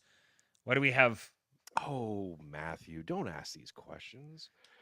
Here's another one. Here's another one. If we evolved from apes, why are there still apes? Oh, you're gonna. Oh, are we just haven't had enough time? Oh, okay. That's just got to add more time. When in doubt, add more time. Just jam more years into the. Matthew's gone full Kirk Cameron, folks. It's just how long did it take us? 2 hours. All right, let's say screen share. The reminder, Streamlabs just posted the little bot just posted it in the chat. There is a link to the Streamlabs. You can donate if you want to leave a tip to support the stream here. And if you're watching on YouTube, there is a link in the description. If you're listening to the podcast version of this afterwards, there is a link in the description to Jason's Streamlabs, and you can tip the man. It goes extra far for him because he's in Australia and he gets tipped in $5. $5 is almost $10 here. So five USD what's the conversion right now? 155, I think, something like that. So yeah. Yes, it's you don't like have to give $8. a lot for me to get a lot. Yeah. And cigarettes are expensive down here, folks. So go support the man. Every little bit helps. Yeah. Support me killing myself slowly over time. At least you have fun while you do it. I evolved to like these things, by the way. It's just part of my evolution. Yeah, right. Can't help it. TC says, doesn't need to be said, but Alone is the most based in right-wing programming on TV. Absolutely. Alone, that is a really fun show to watch. Have you ever watched it, Jason? No. Alone. It's they take a handful of people, a dozen people or something like that, and they take them out into the wilderness in Alaska or Siberia or whatever. And they have to. I've heard of it. Yeah, they're completely isolated. They have to build up their own little place, and they have to survive. They've got a cameraman following them around and stuff. It's very, very good. The psychological effect of it is the most interesting part. That's what affects people the most. It's not the physical. Like the physical is difficult, but they get into their own heads and they start going loony out there. Did you ever see Man Tracker? No. Oh. We're gonna have to introduce you to the world of Man Tracker. Okay. You like to make a habit of tracking men? No. It was a TV show out of Canada. It was set in Canada. I don't know if it was just a Canadian production. Where this guy who looks like the Marlboro Man, but kind of would take you out behind the woodshed and grape you. Mm. The premise of the show is you're given like a day's head start, or I don't know, like a few, like 12 hours and all that, right? Uh-huh. And they send out two people into the wilderness of like Alberta or BC to go high. They have to get like from their starting position, they get dropped off, and they have to get to this like the end zone, right? And they're given a X number of hours head start. They have like nothing on them, basically. It's just like the clothes on their back, and they have to. But then after a set amount of time, they set Man Tracker after them, which is this guy on a horse who tracks them down. Oh shit. Yeah, it's good. You want? Oh, your alone thing is based? No, Man Tracker's base.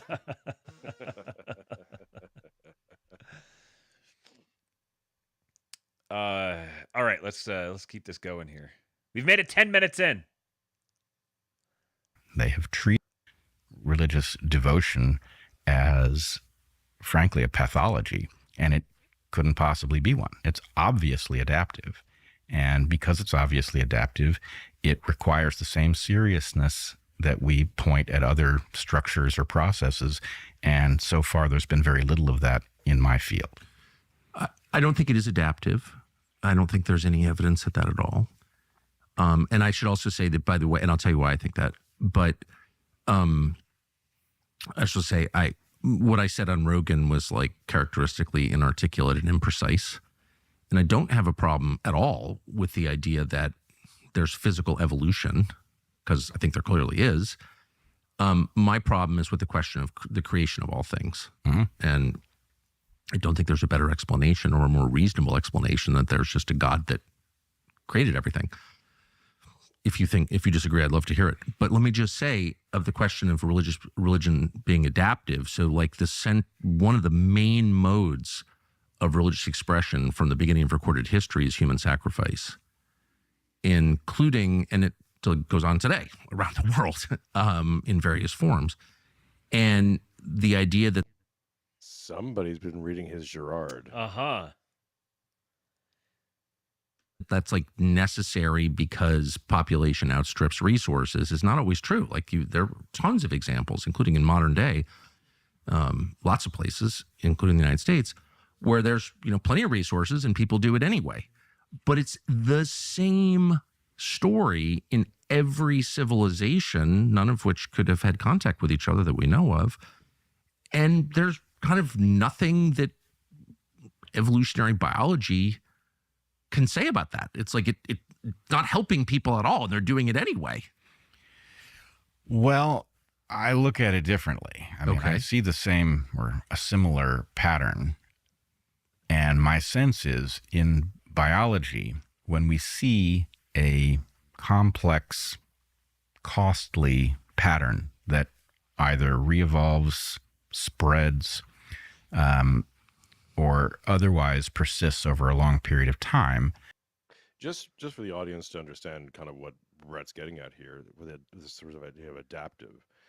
This is like the sad idea that evolutionary psychiatry or evolutionary morals, that morals evolve over time, and that human beings over time would just with or without religion would have a moral structure. So religion might give it a framework and like a theology, a philosophy, or whatever, an ideology, but morals themselves will just evolve out of brain chemistry, because this is like the idea that human beings figured out that being cooperative is better at building civilization than being non-cooperative, but yet these guys never contend with why some groups of people build civilization, what we would consider civilization, and other people don't, even though they have the same amount of time frame. And anthropologists are they just do a shrug.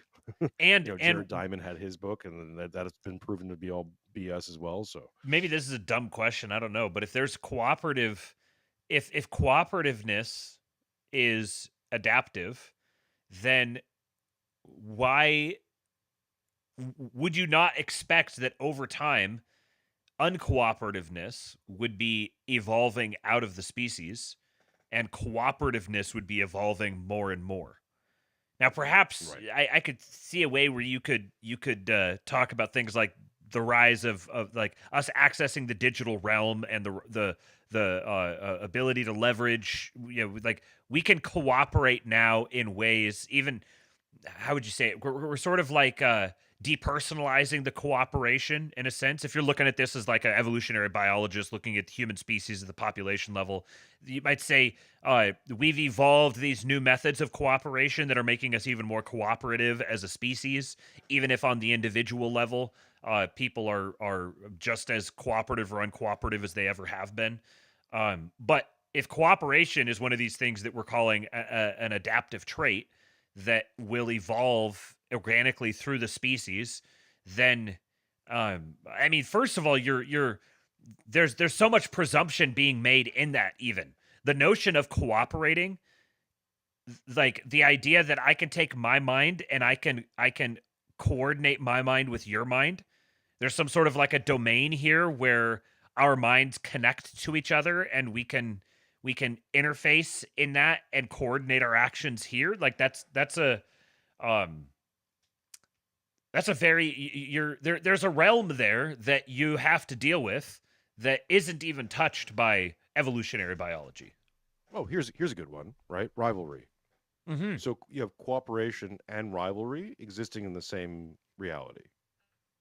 There's a problem. Even though we also know that rivalry can sometimes produce great works. Sometimes the greatest rivals can, over enough time frame, produce great things. The conflict sometimes is necessary. Mm-hmm. Well, we say, okay, end result this good. Well, it was born out of conflict, so therefore, in this case, conflict good. But conflict is not the same thing as cooperation. In fact, you can have Group A all cooperating to have a conflict with Group B. What? So is there a distinction between cooperation and conflict here, or are they coexisting? Hmm.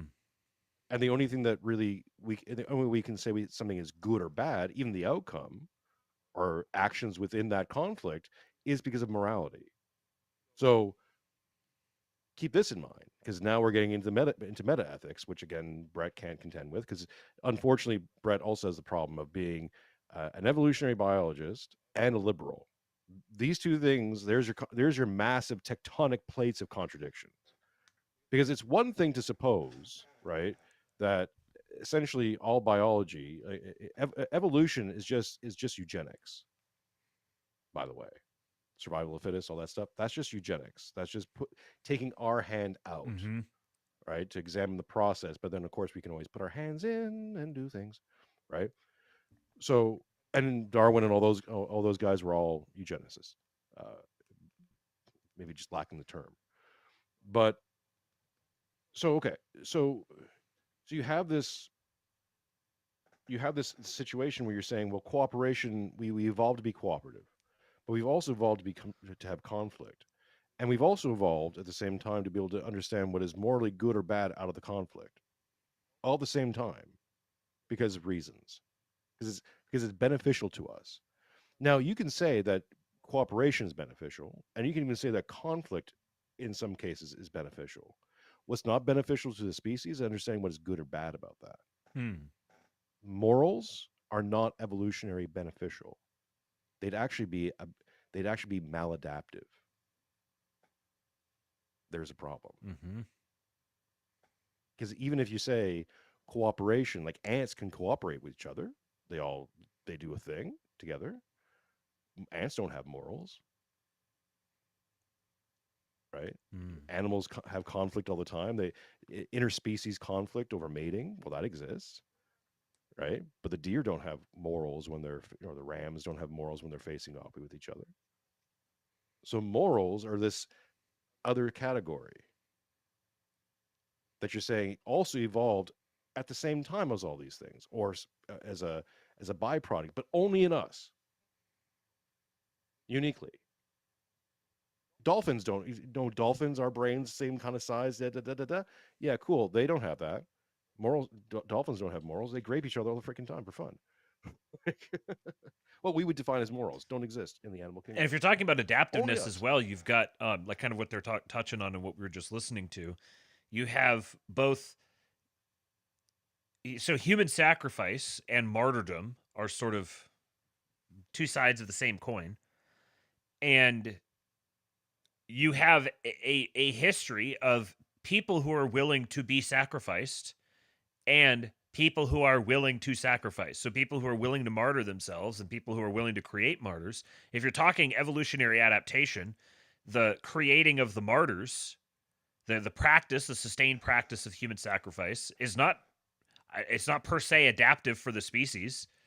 And on the flip side, if you're just speaking from a biological perspective, being martyred, being willing to be martyred, and sustaining a practice of being willing to be martyred is also not adaptive biologically for the species.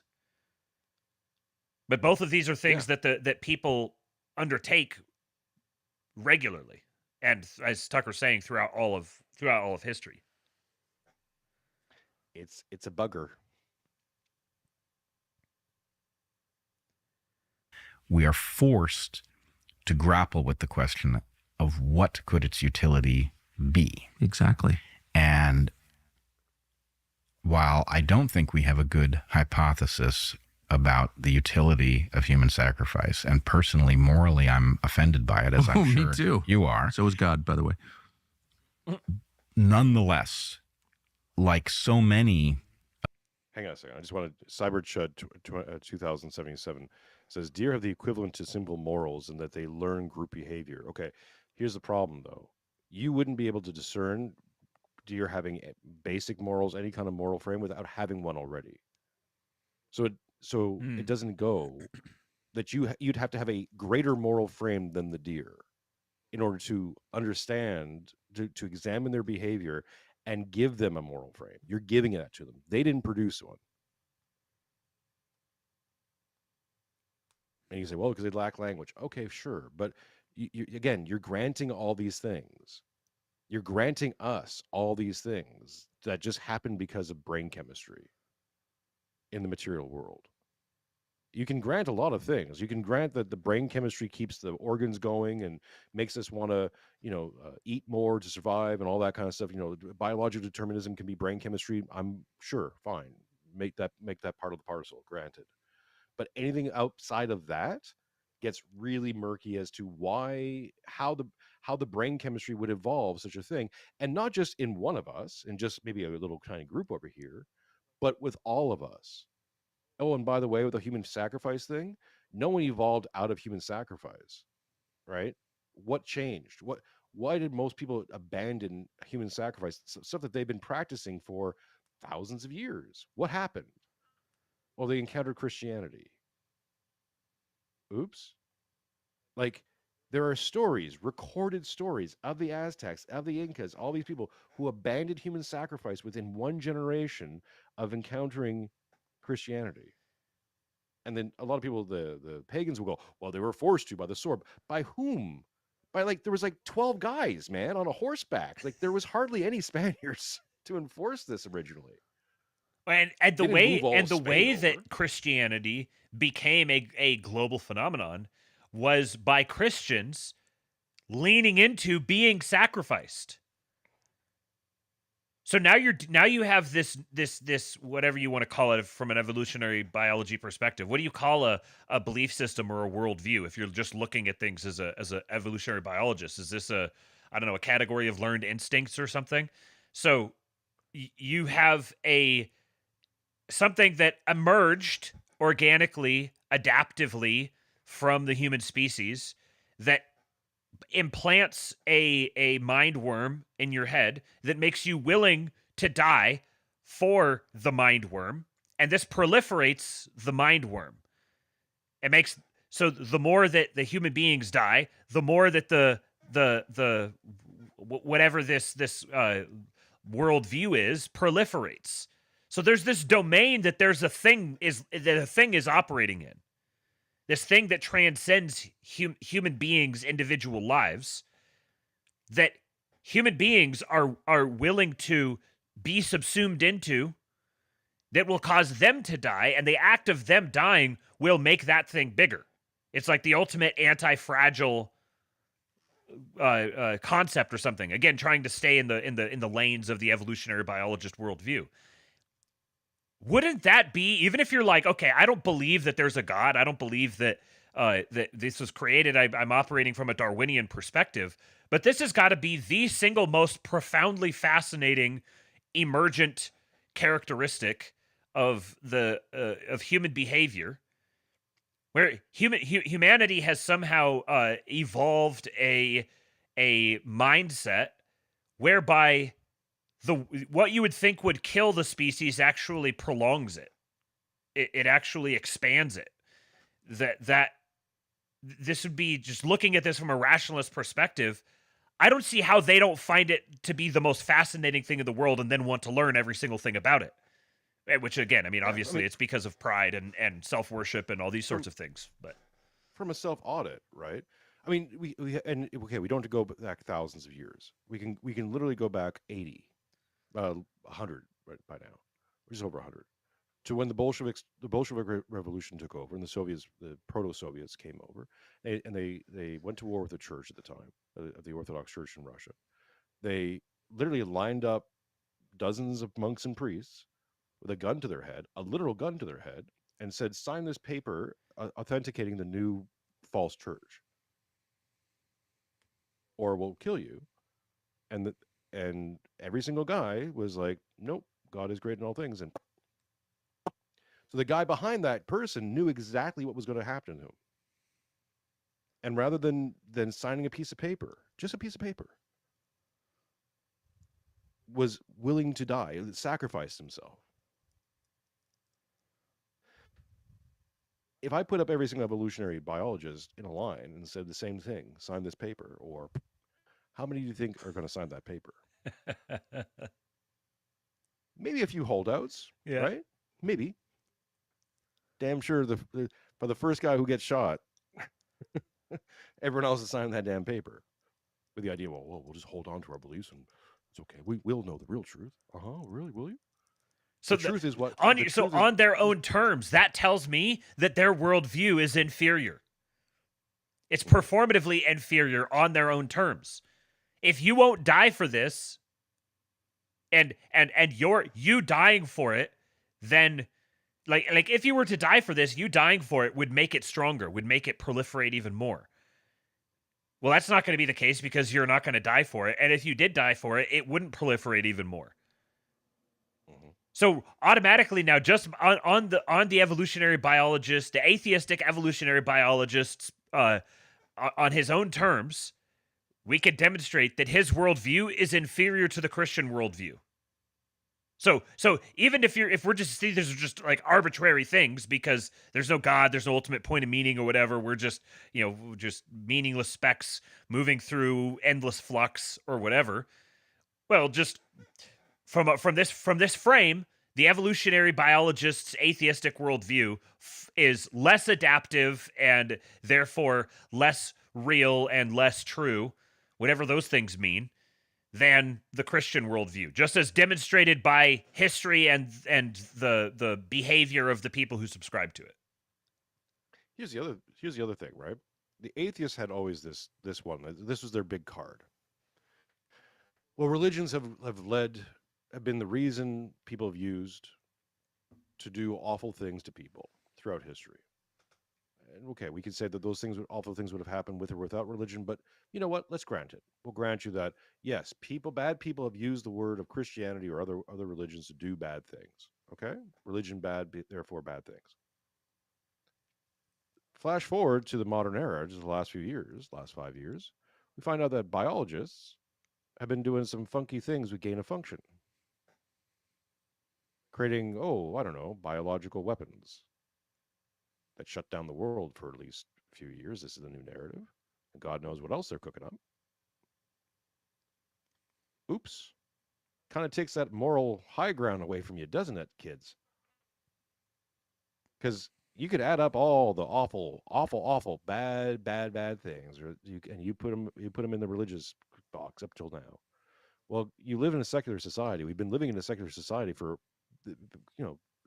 depending on who you ask, for a better part of 100 years, right? Or a separation of church and state might have started, who knows, whatever, right?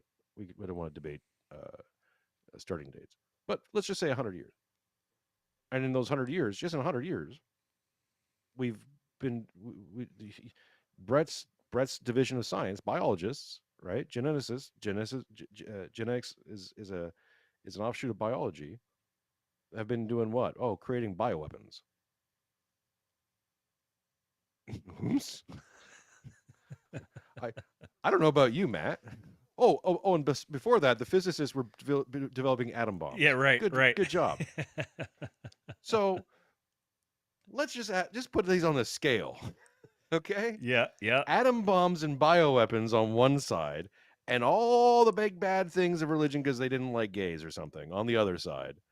And let's just see who adds up. Who do you think? What do you think is much more dangerous to the I don't know, continuation of the species? Yeah, what about the Don't worry physiological effects of getting everybody addicted to smartphones? Right. Yeah. Yeah, and take the moral compass away from all these people, by the way, too. Mm-hmm. So develop all these insanely powerful, dangerous things. Oh, and destroy the moral, the one thing that was creating moral human beings who might at least think twice about using such things. Genius, brilliant, brain chemistry. Such brilliant brain chemistry. This is top tier brain. This is prime brain chemistry. Humanity's worst attribute, and grapple with the evolutionary implications, that it does have some sort of a meaning. And I should say, buried within what I'm saying is a critique of where my field has gotten to. As I think I mentioned to you in a past discussion, I think my field is stuck. Yeah. And it's no longer solving big problems. It's focused on producing lots of papers that study some specific, but it's not discovering big new things. And that's not because there isn't lots to be done. It's because it's sort of... Yeah, they have to become theologians. Come on. There's tons of new avenues to go. They have to explain God. Doesn't lost seem track very of adaptive. how to do it. So Right? How do you get to a cul-de-sac? Just add more brain chemistry, I think. This is when Rogan's like on it ad comes on. Yeah. I'm not arguing. I'm not a champion of the state of evolutionary biology. I think it's a little course. pitiful, but I am a champion of the basic Darwinian paradigm, which I think we have lost sight of. In fact, evolutionary biologists in the middle of the 20th. Oh, please, Brett. Please introduce basic bitch Darwinianism into a world with grok. Please, I beg you. Oh, I beg you. Lord, please let this happen, because it would be so fucking based and hilarious. Just hilarious to go, oh, really, Brett? Really? Survival of the fittest, huh? How does that play out, really, in real time? Oh, and just let's throw the numbers into grok and see, and just do some napkin math on what that would do for, all species everywhere. Oh, by the way, speciation, Brett, that's something that Darwin never actually was able to answer. Go ahead. Platypus, Brett. Go ahead. Please edify us. Please tell us a story, Brett. Yeah, dinosaurs got feathers. Overly narrowed our understanding, blinded us to what it's really trying to tell us about ourselves. And I would love to see us remember how to do the process of discovery and to start... I strongly agree. ...unlocking big puzzles. But it sounds to me like you believe in a universe in which...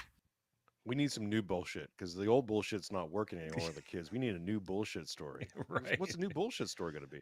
Let's go back to source and let's find a new discovery out of Darwin. A new bullshit story that we can spin. Oh, look, aliens. I'm sure. Something. It's like gets some people real riled up. We're just watching like the Reformation just constantly running. It's just it has gotten loose. It's like the virus got loose from the lab, and it's just replicating now. And we have this unstoppable function that just running over and over and over again, where we have to constantly reform, constantly reform, constantly reform. We need new revelation. We need new Progress. inspiration. Yeah. Like, we need to constantly reinvent the wheel over and over and over and over again. We come up with some new bullshit and we figure out a way to make it shiny, and then eventually we realize that the more we try to make it shiny, the worse it looks. So we need to find some more new bullshit. Put some more bullshit in, and just keep doing this over and over and over and over again. And if it's not working, that means we haven't done it enough, and we have to do it more. Are they buying it? Not yet. Okay, add more. Yeah, right. Spermisia. We came from asteroids now. Oh, okay. Oh, geez, look at that. Look, there's total proof of it now. Look. Oh yeah. Oh yeah. Oh, yeah. Fossil fuels, right? Dinosaurs and fossils create. Dinosaurs die, create fossils. That creates oil and gas and all the other things, right? Apparently. Deep sea gas gas and oil kind of fucks that up, but okay. Let's look out in the galaxy. Apparently the astronomers haven't gotten this message because they keep saying they can find oil on distant planets where there's no life. Oops. What? Were there space dinosaurs? Yeah. There's no life because dinosaurs. the dinosaurs all lived there and they all died. That's why there's no life anymore. Fall into Chris Walken. What were they? There was space dinosaurs. There was magic. It's out there. T-Rex living on Venus, man. It's crazy. It's dying, making oil on the moons. Who knows how this works? Get your shit together there, Brad. Talk to the scientific community and like get one standard story together, please. Just so we can all follow along. Verse in which biological evolution happens. Yes. Okay, so there's no disagreement. And that people adapt, and that human behavior is to a huge extent a function of physical reality, of biology. And like, we do certain things, we have certain attitudes because of biology, because of nature. Like, these are imperatives of nature. And so I totally buy all that. I think Darwin thought all that. Here's, I guess, to put a finer point on it, I believe in the existence of the supernatural. I've experienced it. He was attacked by demons. Mm-hmm. Seen it. It's real. It exists outside of nature, outside of all the laws that we think we're subject to, and it acts on us. And human sacrifice is one example of that.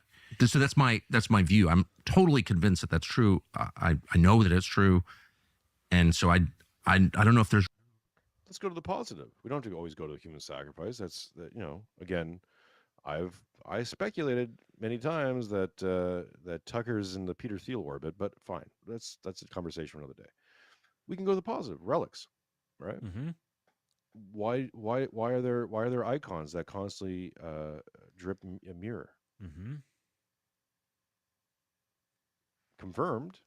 Oh, the Shroud of Turin. That's now being scientifically confirmed all the time. Do we just want to avoid that whole conversation? Oh, that time that the archaeologists found in a site that they think might have been Sodom and Gomorrah, they found pieces of pottery that had been exposed to something like 10 times the force, the atomic force of an atom bomb. Whoops. What's that you say? Oh, just nothing. Superstition. Crazy. Mm-hmm. Brain chemistry producing this. Yeah, the room. bodies of saints being incorrupt. Yeah. Yep. Oops. Yep. How biology. They evolved to be they evolved to not decay. Come on. Yeah, it's just a there's got to be some sort of scientific reason why they just had some sort of chemical that was in their body when they died that just preserved them more. It's just kind of like, well, hey, our math says that we have like a 90% error bar here in our math, so we're just going to call that 90% error bar dark matter, and then everything works. Now the math works. Yeah, it's fine. When you take the 90% error bar and you just say, well, that's dark matter, and we're going to identify it someday, then magically all the math works now. Convenient. It's amazing. How about thoughts? the fact that you can think a thought faster than anything that's recorded in nature. Mm-hmm. Like they can go, well, look, but we can find the areas where thoughts come from. We think, okay, that's an interesting thought. Explain how it's defying physics. Go ahead. Mm-hmm. Oh, Or wait. explain how your vital signs, your physical vital signs, will light up when someone is looking at you when you're facing the other direction. Mm. You don't know they're there, but your vital signs will react. Your body knows that they're there. Your body knows they're looking at you. Some part of you knows. And you go, wait, huh? You look around. And when you look around, you don't just like sort of look aimlessly. You're like, wait a second, someone's looking at me. And you look, you know where they're right there. They're looking at you. How'd you know? I think Brett gets into his theory on intuition as well. Okay. That should be coming up. Room in the framework that you're describing for that fact. Well, what I think I did not articulate properly is I'm not arguing that a materialist scientific worldview that excludes the supernatural is a better way to live. One of the things I think atheists have done particularly badly, and one of the reasons that I don't call myself an atheist, is that there is no demonstrated case in which, an atheist civilization has... As soon as there's no social cachet to be found in calling oneself an atheist, Brett's no longer an atheist. Uh-huh. Oh, funny how that works. Charles Dawkins, same thing, right? Oh, consequences, a predictable consequence of my actions that I've been warned about for all those debates, for 20 years of debating. Funny enough, are actually starting to happen in real time. You know what? I'm a cultural Christian, guys. I like the buildings and the songs. Yeah. All atheism is Redditeer. There's no distinction. It's all the same shit. In fact, we have many examples in which they have spectacularly collapsed. And in fact, the things that presently threaten our civilization include a great many, atheist ideas, like, you can just up and change your sex if you feel that you're trapped in the wrong body. There is no God but us. Right. So, so consequences showed up and kicked you right in the atheist balls, and suddenly you don't want to be an atheist anymore. I get it, Brett. Hey, man, similar thing happened to me. It was like looking out my window, looking at George Floyd protest in Montreal, and there was all the consequence, that was just the one consequence, the one plate on top of all the contradictions. I went, nope, none, not happening. Kicked you right in the atheist balls, huh? Right in the balls. Just rang them pretty hard. Dropped you to your knees, eyes crossing. Yep, didn't fit into my paradigm. I'm like, this shouldn't be happening. Now, granted, I've been many cracks in the dam, but that was the one. That was the critical failure where I was like, I can't explain this from a atheistic secularist worldview. I can't explain why there are. I know people in that crowd who are atheists and secularists, and they're performing a religious ceremony, unironically, and no one's questioning this, and no one else is seeing this. And, skepticism, right? Hey, it didn't work, and I was like, well, if that's real, then the other stuff's got to be real too. Oops, shit, ruined my day. That program doesn't work very well, at least not as far as we've seen. I think that's true. So I'm not arguing that a belief... No, but I'm not even... No, I know that you think that, and it's obvious in how you live that you think that. But I want to get more focused on just like the reality of it. Like if there is no supernatural, then like what is all this stuff? Well... Right? Like what's the other explanation? So I will tell you how I deal with the question Yes. personally. Yes. Which is I have a category that I don't share with anybody as far as I know that I would call the metanatural, right? Which is sort of the advantage that comes from believing in the supernatural. I believe it all ultimately could be explained through a natural system, in the same way you could explain a baseball game by thinking of all of the atoms in the baseball. We're about to watch Brett Weinstein take credit for metaethics. He invented it. The meta Didn't exist before. Didn't exist before. Matt? Didn't exist. Brett's invented it. He's given it a name too, the metanatural. Metaphysics. Metanatural. Much. He's the guy who came up with the IDW, by the way. He's the guy who came up with the name intellectual dark web. I think we should prevent Brett from coming up with names for stuff. You know, Like, this is every time. yeah. Eric needs to be the name comer up or come up with or whatever. I don't even know about that, but like, but regardless, Brett shouldn't be the guy. Yeah. Every time he's like, I got a name for a new thing. No. Just write it down on a piece of paper. We'll give you a new one, okay? We'll group think this out for you. Ball and the bat and the players, but that's a terrible way to think about baseball, right? It just doesn't, it's not functional. But yes, you could in principle do it. So I think that the belief in the supernatural is a much more efficient way of encoding hidden truths that you can't readily comprehend. So to give you one example, you might have a system in which you imagine that. That was incredible. I was like, wait a second, is the screen frozen? And then he moved slightly. Nope. He's just like, I can't believe this guy's saying this right now. Because I don't know what theological belt Tucker has, but it ain't white. Like, he's a little bit further along in this process, and he's having the same look that I would have. I mean, I would have said something. I would have called Brett a fucking faggot asshole by this point. But you know, this is why I'm not gonna be mainstream, folks. It's never gonna work with me. But you can see his look is exactly what I'd be like. What the fuck are you talking about? Metanatural. You mean metaphysics? Are you really going to try to describe the mind as part of nature? Oh, please. Where's Jay Dyer? Can we get Jay Dyer on? We just have him pop up every time someone goes into this thing. Just hang on a second. I got Jay on speed dial. Talk to Jay. Jay's like, you're a goblin. You're a demon. You're a boomer tard. The misbehavior of your people, whoever they might be, is going to result in the anger of a God who will punish you with famine.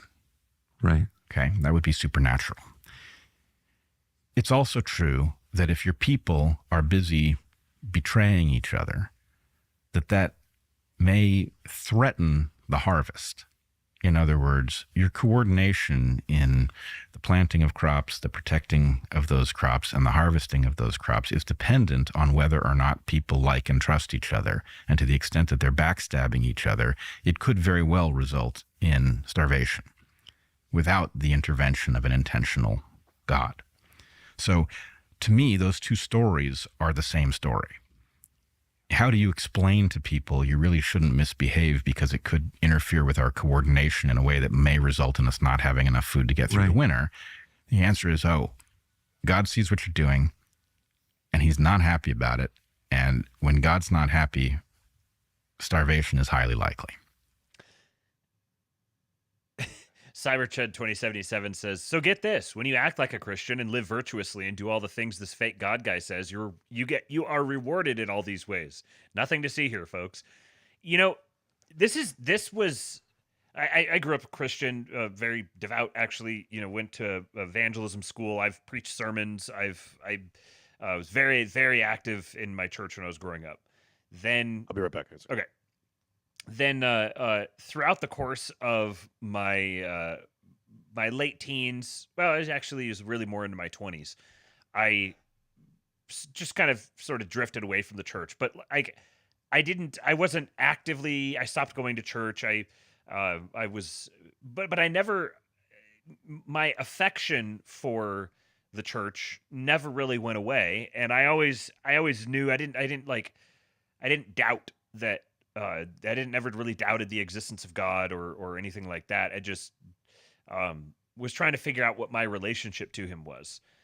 And it was actually listening to Jordan Peterson in, I don't know, 2018-ish, probably, starting around in 2018, that is what really brought me back to the church. And I mean, I was Orthodox, and I wound up at Orthodoxy, but it was contemplating something very similar to what Brett is saying here, where I realized that, yeah, you can think of this in this whatever meta-natural way that, you know, you have this great story that you tell people, and if you act as if all of these things are true, then you get the effect as if those things were true. And I was just saying, Jason, that like it was Jordan Peterson talking about something very similar to this that actually really got me re-engaged with the church, because I realized he's actually he's totally correct here, that you could explain these things if you wanted to be really like aloof and autistic about it. You could explain these things as like, this is you need to get people to act in a certain way, but you kind of have to trick them. You have to like tell them this story. And if they act as if that story is true, then they'll behave in like the ideal adaptive way, and the universe will reward them for behaving that way. And what it hit me, I was like, so you're telling me that this is true, whether it's true or not. So trying to decide whether or not it's true is silly. Might as well just act as if it's true. Just believe that it's true. Because if you're saying, well, it works when you all pretend that it's true, well, that's kind of like saying it's true. And now you're engaged in kind of a silly exercise. This is the problem with modernism, right? Because modernism is like, they just erase. They don't deal with how humans are. And maybe this is just working in hospitality for so long. Give me a very clear indication of how humans are, what they do, and their motivations and all that kind of stuff. Okay, even if you tell human beings a wonderful story, a lie, liberalism, right? It's a wonderful lie. And people have gone along with things because they've been told, hey, this is the proper way of doing things, right? The thing is, it has to pay out in their lifetime. So if you tell them that, hey, if you do these things, the crops will increase. Now, in terms of crops, you're just betting against the weather, right? So eventually, yes, it'll rain, and this is just kind of keeps them distracted from the rain. Okay. The thing that Brett doesn't understand here is that in Christianity, we don't disbelieve that other spirits exist. We really believe, especially in Orthodox Christianity, like, oh, no, all those spirits, yeah, they exist. You can pray to a other spirit other than God and get results. You know, Hermeticism, Gnosticism, all these things are predicated on you can bend reality. You know, occultism is all this kind of stuff, magic spells, this kind of thing. It works. It's not casting a magic spell. It's praying. It's doing a ritual to one of these spirits, and they will reward you. So human sacrifice, and this is something they both, I don't think, want to contend with. It worked. It just was, but it was working this other way. It wasn't serving God. It was serving something else. So you can get your stuff. Hinduism works, right? Works for who? Well, maybe not the people rolling around cow dung, but like, you know, they can believe in the benefits. So and it works. And you know, so go ahead. Human sacrifice. You said human sacrifice was it worked, but it wasn't working for God. And then, like, this is part of what the cross did, is that now human sacrifice works for God too, because the act of engaging in human sacrifice, particularly the more pious the person that you sacrifice, because that person, their piety is something that it's begun to divinize them. They're acting more and more like Christ. Maybe even consuming Christ directly, eating his flesh, drinking his blood, consuming him, participating in his life with him, they're becoming more and more Christ-like, quite literally, not just metaphorically, but they're literally becoming more Christ-like. So the more pious, the more powerful they are, the more Christ-like they are, then sacrificing them is actually you're now furthering the will of God. This is the God's left hand side of things. This is why martyrdom has always been a like watering the seeds of the church. Churches always spring up out of martyrdoms, because even the thing that you would say is the most polar opposite of the Christian way or the will of God, even the thing that's most diametrically opposed to it, has now been hacked, so to speak. And it was the realizing, when I had that realization of like, I can act as if this is true, and I will experience in my life the consequences or rewards of it being true. So whether it's true or not, it still is true experientially for me. And so there's like a greater truth here. There's different categories of truth, but they're both pointing to a greater truth. And then it was like that set me up, that I was primed perfectly for orthodoxy and the role of ritual in orthodoxy. Because once you realize what rituals do to you, if you participate in a holy ritual, it purifies you, it divinizes you. It doesn't do the whole thing all at once, because that isn't how it works. There isn't a whole thing. There isn't 100% of holiness. Because holiness is defined by an eternal God. So there is an eternal amount of holiness to aspire to. You will never get there, but you will always get closer. So realizing that, I'm like, okay, well, if I behave this way, whether or not it's true, it will be as if it is true. And then orthodoxy says, if you participate in these rituals, it will change you regardless of what's happening in your head.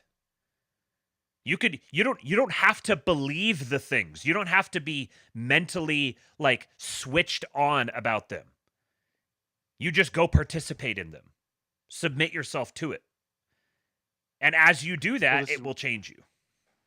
This is why phronema is such a important word, because a lot of people want to say it's a worldview. It's not just a worldview; it's a state of being. Yeah. So what you're called to do is be orthodox, be Christian, be inside the body of Christ, to imbue Christ. The other thing that people leave out with human sacrifice is it always involved acts of cannibalism. Sacrifice was always about food, so they would sacrifice someone and then eat them. And this is common in war practices as well. They thought that if you eat the heart of a warrior, you would imbibe that warrior. You would become more of a greater warrior, right? So these practices are littered through anthropology. When you consume the body and blood of Christ through the Eucharist, you're literally consuming parts of Christ. Like you're becoming, like you said, you're becoming more like Christ. Mm-hmm. It's a state of being. So it's not just, because I think what even the Jordan Petersons miss is that they're basically reducing Christianity down to like Stoicism or philosophy. Mm-hmm. Like you can be a Stoic. There's here's your list, and be like this, and you're a Stoic, and carry on, right? And maybe that has benefit in your life, gives you structure and all the rest of it. Great, cool, good for you.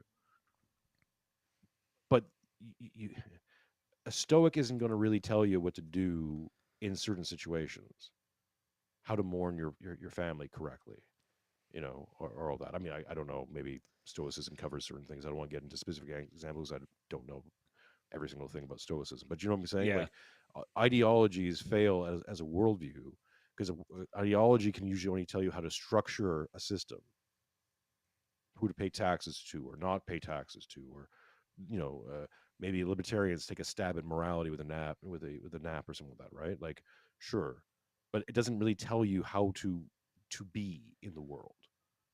It just assumes that, well, if you follow the structure, you'll just be. Mm-hmm. You'll be a good citizen because this is a good citizen protocol. It doesn't work like that. And we know it doesn't work like that. Because no matter how well you enforce the system, there's nothing more enforced in the world today than liberalism. As Dugan once said, it's like you can be anything you want as long as it's liberal. It's not personal. It's just that's the way it is. That's what's allowed to be. And if you're not, someone's going to show up with an army and correct you, right? So there's nothing more enforced in every single dimension in the material world than liberalism, and yet people can disagree. Was I evolved to disagree with liberalism, Brett?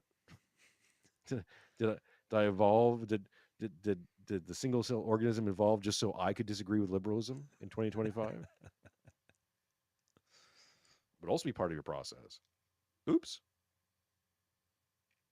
So yeah, you can't be an evolutionist. You can't be a Darwinist. You can agree with it. You can study and agree with it and say, yeah, okay, that seems to be the thing I agree with, and I'm going to use this in some ways. But for the, even Brett, who's a evolutionary biologist, who would define himself as a Darwinist, it's like, okay, be one. Go ahead, be one. Show me how to be a Darwinist, how to exist in how to organize my life. What are your rituals as a Darwinist? What does a Darwinist do when his dad dies? What happens then? My child's sick. What do I do? Darwin, give me answers. I need answers. What do I do? Have you stardust and stuff? Oh, okay. Well, that's not helpful. What do the Christians say? Church father, tell me what to do. Oh, yeah, he's giving me some clear advice. That's helpful. And this goes both ways too, because you have I'm a Darwinist, and that's like a meaningful phrase. But really, when someone says I'm a Darwinist, they mean they're telling you about some stuff that happens in their head sometimes. It's I think these particular thoughts, or if you ask my opinion on this particular thing, this is what I'll say about it, and which has some sort of kind of limited utility. It's like a shorthand for like if you tell me I'm a Darwinist, then that kind of like gets a bunch of questions out of the way that I don't have to ask you all of these questions. I know the answers that you're going to give me for them. But being a Christian is not the same thing as that. So, but for most people, when they say I'm a Christian, they say I'm a Christian in the same sense that Brett says I'm a Darwinist. So to be a Christian is to say, like, I'm giving you shorthand about the things that not the things I believe, the thoughts that I think. They're saying, it's almost like a social formality to say, let me give you some shortcuts, or maybe it's like a zip file. It's like a linguistic zip file that you give people, where if I just say I'm a Christian, or I'm a Darwinist, or I'm a socialist, or I'm a whatever, this is like a particular category where it's just like you're passing them a zip file where they can double click on it and they can open up all the different folders, and they've just got like a shorthand for the thoughts that you think inside your head. But there is nothing, there isn't a behavior that is associated with those things. There's maybe limited things, like if I'm a Darwinist, well, maybe I might work in a scientific field of some sort where I'm confronted with this on a regular basis. Or if I'm a socialist, I might work for a nonprofit or something.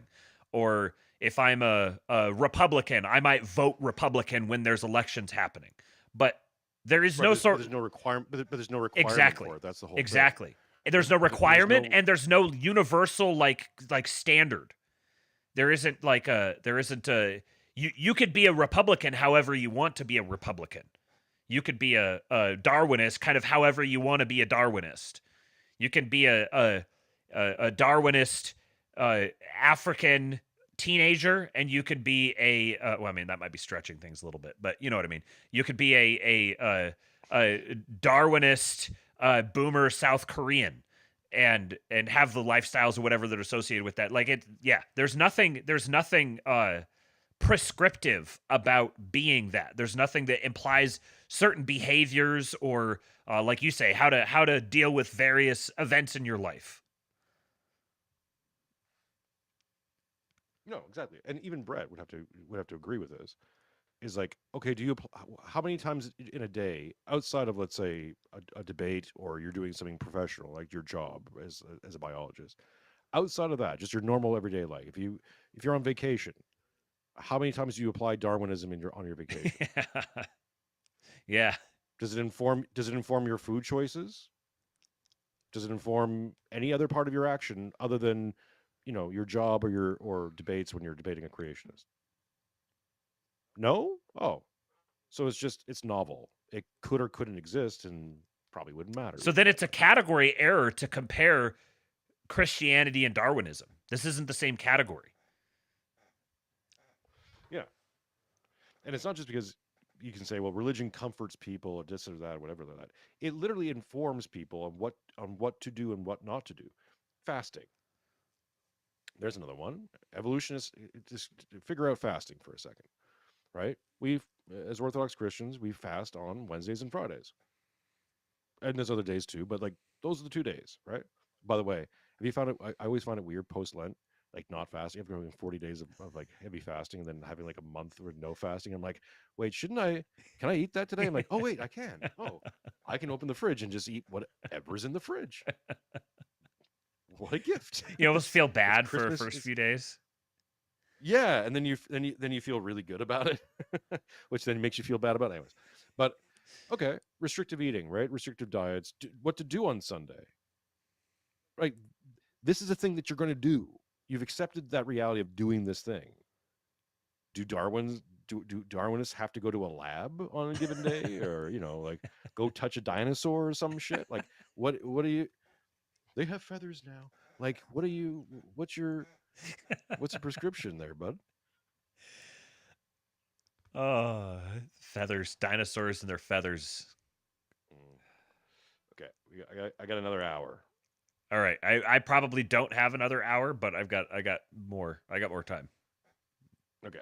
Let's see if we can hit the actual 30-minute mark in this video. Okay. Let's do it.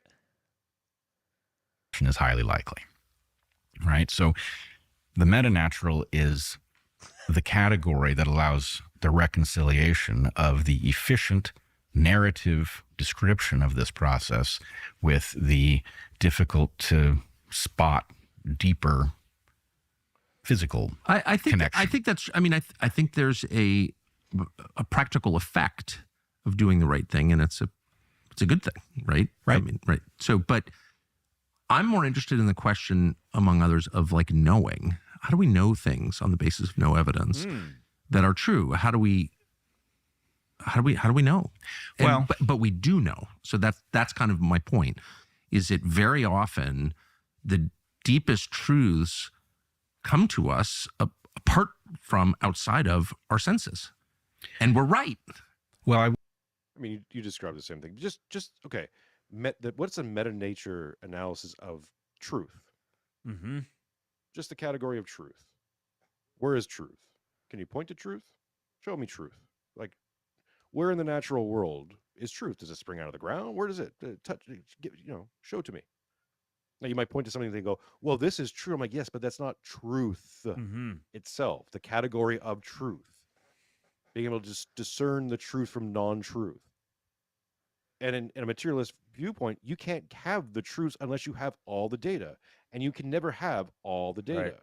It's impossible to have Brett, you gave an example like, well, you could on principle describe a baseball game by describing all the movements of every individual atom. It's like, no, you can't, because you can't even tell me where the atoms are. Mm-hmm. We grant you atoms. Okay, we grant you it.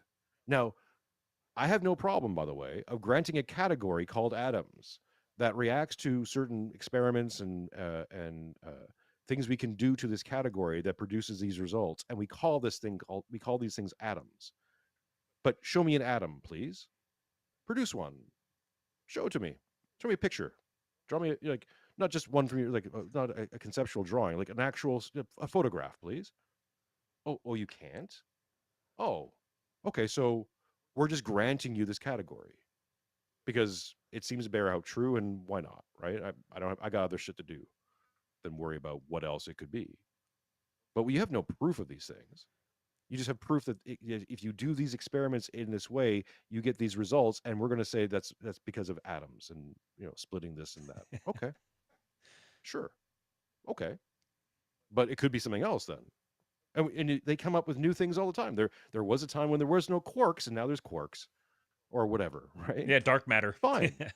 Yeah, dark matter, and I can grant you it. I don't mind granting it to you, just as long as you understand that I am granting you this category. You don't have all the facts. You're making shit up, kid.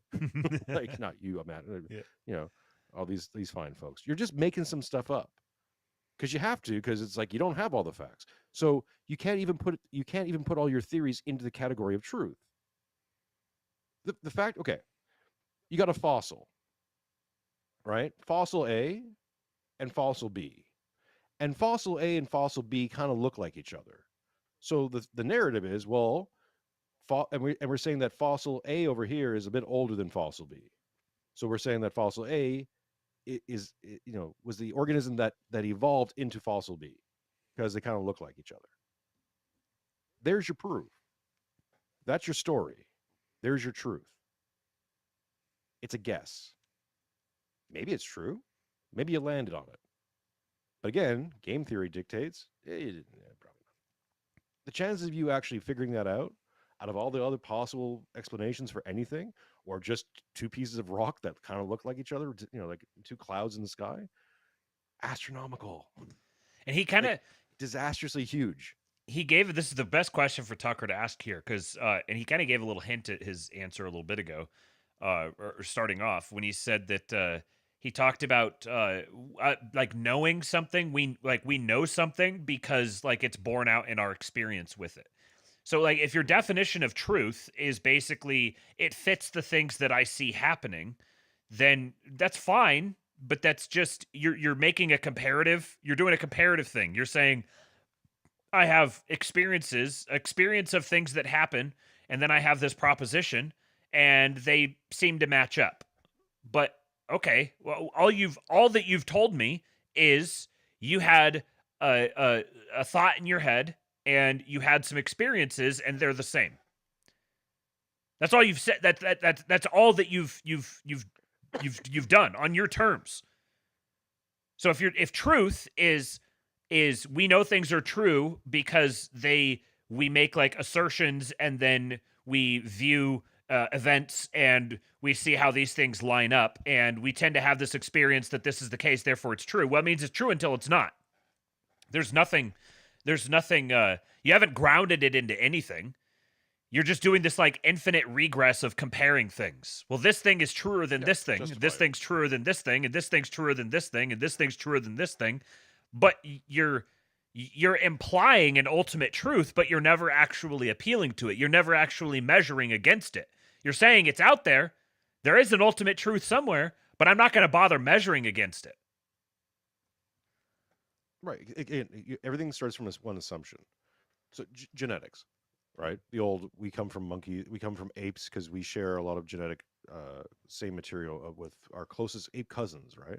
Chimps and us, a lot of genetic material shared, therefore we must have come from a similar stock, right? Not the same, right? We didn't come from chimps, we came from this other ape that split off to chimps and us. And that's why we share so much genetic whizzle-wazzle. Again, we're granting you genetics, right? We're granting you commonality in genetics. Here's the thing. Technically, we share 100% of the same atoms as monkeys or fish or this desk or this chair. So am I the chair? Did the chair come from me? Did I come from the chair? It's the same atoms, same electrons, same neutrons, like same subatomic stuff. Oops. So what level of analysis you're making? Here's the other thing that, again, they just grant themselves, is this idea that there's like, because there's commonality, it must be the same. Mm-hmm. You have no basis to make that statement, to make that claim. What if, in the world of genetics, there is a set number of genetics out there, this thing we call genes? There's just a set number of parameters that make up a gene. And if you put the gene together this way, you get this. You put the gene together that way, you get that, right? Well, we're this, so our genes are this way. And monkeys are that, so their genes are that way. Now, they might be kind of similar, but again, that doesn't mean make them the same, now does it? Also doesn't mean that we come from the same thing. We have liquid blood. because we have liquid blood. That's what we have. If instead you cut us open and stardust came out of us, and it had always been that way, well, then we would just be made of stardust, and there'd be a logical scientific explanation as to why. But we don't do that. We cut us, you have blood come out. So then you have to engineer the idea of the reasoning for blood. But it's all based on what is, not what could have been, or what what could exist out there, or why this exists and not that. It's just cemented in, well, this is. If this it looks like this and this looks kind of like that, therefore these two things must be the same. That's the entirety of evolution. Darwin rests on this. And you can add all the other things on top of it. It's just like, okay, so what? We share a lot of genetic similarities with apes. What about the ones we don't share with? Is there anything uniquely genetic about humans, like that's unique to humans? Probably, but we don't. That's just an end process. Okay, it's just based on a story, because it all has to boil down to that monad, right? We all come from one originate species. All of life comes from one originate species. All of the universe comes from one moment, a singularity that has to contain everything, all contained in one. That's Gnosticism. Brett, you got to start reading other books, bud. Anything to add to that before? Nope. I wouldn't say our senses. I would say outside of our consciousness. Okay. And so the distinction is like this. Our consciousness is late evolving. It shows up at the end of our evolutionary story, not early. And, that means that there are a good many mammals that have some degree of consciousness that we can see, but nobody's conscious like we are. The conscious mind, I will argue, is actually evolved for an initial purpose. The initial purpose is exactly what we are Granting the mind. doing right now. It is the ability for two minds to pool their understanding, right? To actually plug into each other and reach an emergent conclusion that neither of us could reach alone, or that the two of us couldn't reach separately if we couldn't plug our consciousnesses into each other. So when we say, actually, that we know things, but we don't know how we know them, we're sort of talking about our conscious minds, which is just this thin sliver on top of this architecture that has been knowing things for millions of years in ways that weren't conscious at all. So I think it's that interface. Does my conscious mind know why I know this to be true? Why do I meet somebody and have a distrust that turns out to be accurate with respect to Ding, their ding, ding. trustworthiness, right? I can try to piece it together. I may get nowhere. And it may be that there's a lot that I actually did perceive. It came in through my eyes and my ears and who knows what else. But it is my conscious mind's difficulty in describing it that feels like my entire mind was handed this piece of information. So, to put it another way, we don't do a good job of talking about intuition. In my opinion, intuition is the product of unconscious processes in the mind. If those unconscious processes are in a zone where you've had a lot of experience, your intuition is liable to be excellent. If those unconscious processes are trying to navigate something where you don't have much experience at all, your intuition will be crude. It's not a supernatural process. It's about the sum total of your experiences and what they are capable of putting together about the world. First of all, the idea that your intuition is crude if it's outside your realm of expertise, I feel is like demonstrably not the case. Just a simple factual point. I think there's lots of cases of people having strong intuition about stuff they have no idea about, and it's not some reflection of experience. But and all of this, like I really, you can't even get off the ground in this conversation without having him justify a mind. Like where do you even get this thing called a mind? Like, yeah, you're experiencing it, but you're assuming I have one as well, and we're assuming their presence, and we're communicating with each other. But what is that mind?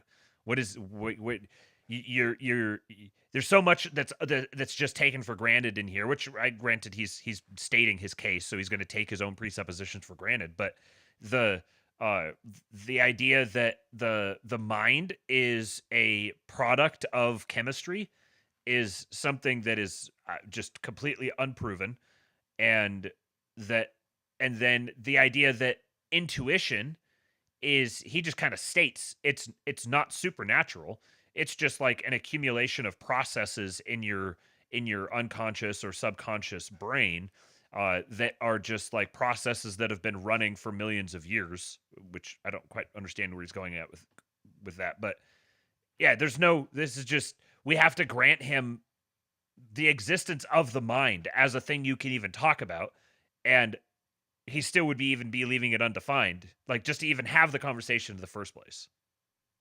Yeah, I mean, his final point disproves his first point, because he's saying that he starts off saying that the unconscious mind that's been built up through evolution, that we were unconscious creatures for a lot longer than we've been conscious creatures, in his worldview, means that we have all this unconscious stuff built up in our DNA that somehow is informing this thing he calls a mind, brain chemistry, right? It's like there's ancient brain chemistry and more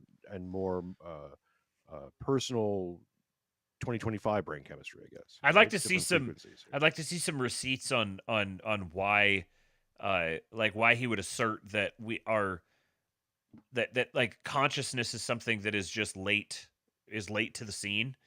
That it's something that has evolved late. I don't even know how you would define how would you even study that? How would you determine whether sufficiently ancient human beings were conscious or not? Like what you're just be looking for like behavioral artifices potentially, but like did they draw pictures or not? But you could be conscious and not draw pictures. So, Yeah, I think that's the thing, is that he's getting to a technological bottleneck in the historical record. Here's the other thing, is that okay, we'll grant that, right? Let's say technology, right? A proof of technology. Well, you're now down to proof. Well, what if there was a early civilization of man, right, that existed, and then I don't know, a flood came along and obliterated that all proof of that civilization that predates all your numbers, that would put consciousness back, predated like a million 2 million years, right? His whole point is that we evolved to have consciousness. This is the yeah. problem, right? Is you put consciousness as the end result of human evolution. He just says it, right? We evolved to have conversations. We evolved to be cooperative. Yeah, that's actually this is like the technical fallacious version of begging the question, where he's assuming his own conclusion. Yeah, and then of course saying that we are more informed by our unconscious. Let's say the mind that was around before there was consciousness. Which again, how do you have mind without consciousness? But okay, sure, right? Proto consciousness, right? Before consciousness, our mind is our intuitions are built up by that, but don't have anything to do with our ability to intuit things outside of our own experience in the modern in like 2025. And I'm saying that kind of clumsy, but that's kind of what he's trying to balance, saying that all intuitions are actually from this proto consciousness, right? This proto mind that seems to deliver to yourself. So revelation is really just your proto mind that wasn't thinking, wasn't consciousness, is now somehow reaching through the ether and producing something that is conscious, right? That we receive as conscious thought.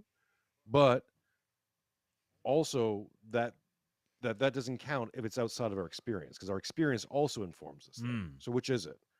Is it our experiences that inform our intuitions?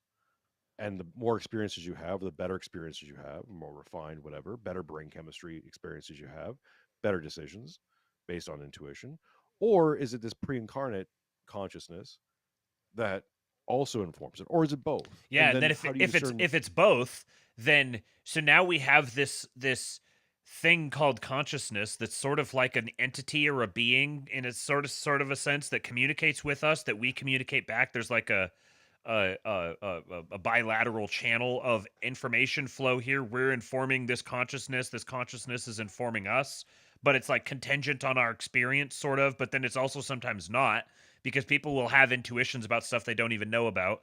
And then we're just kind of assuming our own conclusion that we're evolving toward consciousness because of like it was kind of it, I think part of that is something as rudimentary as you have this sense of subconscious, and we visually think of, I mean, subconscious is like below or beneath, and there's so much of like your autonomic nervous system and everything that's functioning outside, like below your conscious awareness. So from there, then it's just like, oh well, okay, so if we evolved from low up to high, then the thing that we think of as low must be older, and the thing that's high must be newer. So we must be evolving from low consciousness to high consciousness because we have this baked in presumption of this Darwinian progression that has within it that movement from low to high. But otherwise there's no reason to presume that the subconscious mind like evolved or preceded the conscious aware mind, apart from just that sort of like linguistic tendency. Right. It's a very wordy way of saying nothing, Mm-hmm. and just trying to, in his own way, outthink the unthinkable. Like again, when you just grant yourself the mind, well then shit. What else you want to grant yourself? Like, you might as well grant yourself everything. Mm-hmm. You know, because that's just how that works, right? Like, we just our brains just, all of us, by the way, every single human being alive, even the dumb ones, right? All evolved this brain that's capable of this thing called consciousness across everywhere.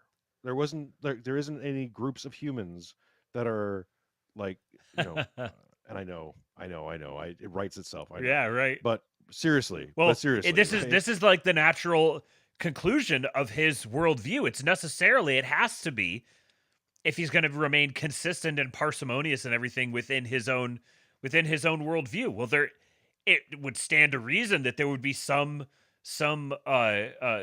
aspects of the human race that are not as consciously evolved as the others. Well, I mean, look, some people passed on higher genetic brain chemistry than others. Yeah.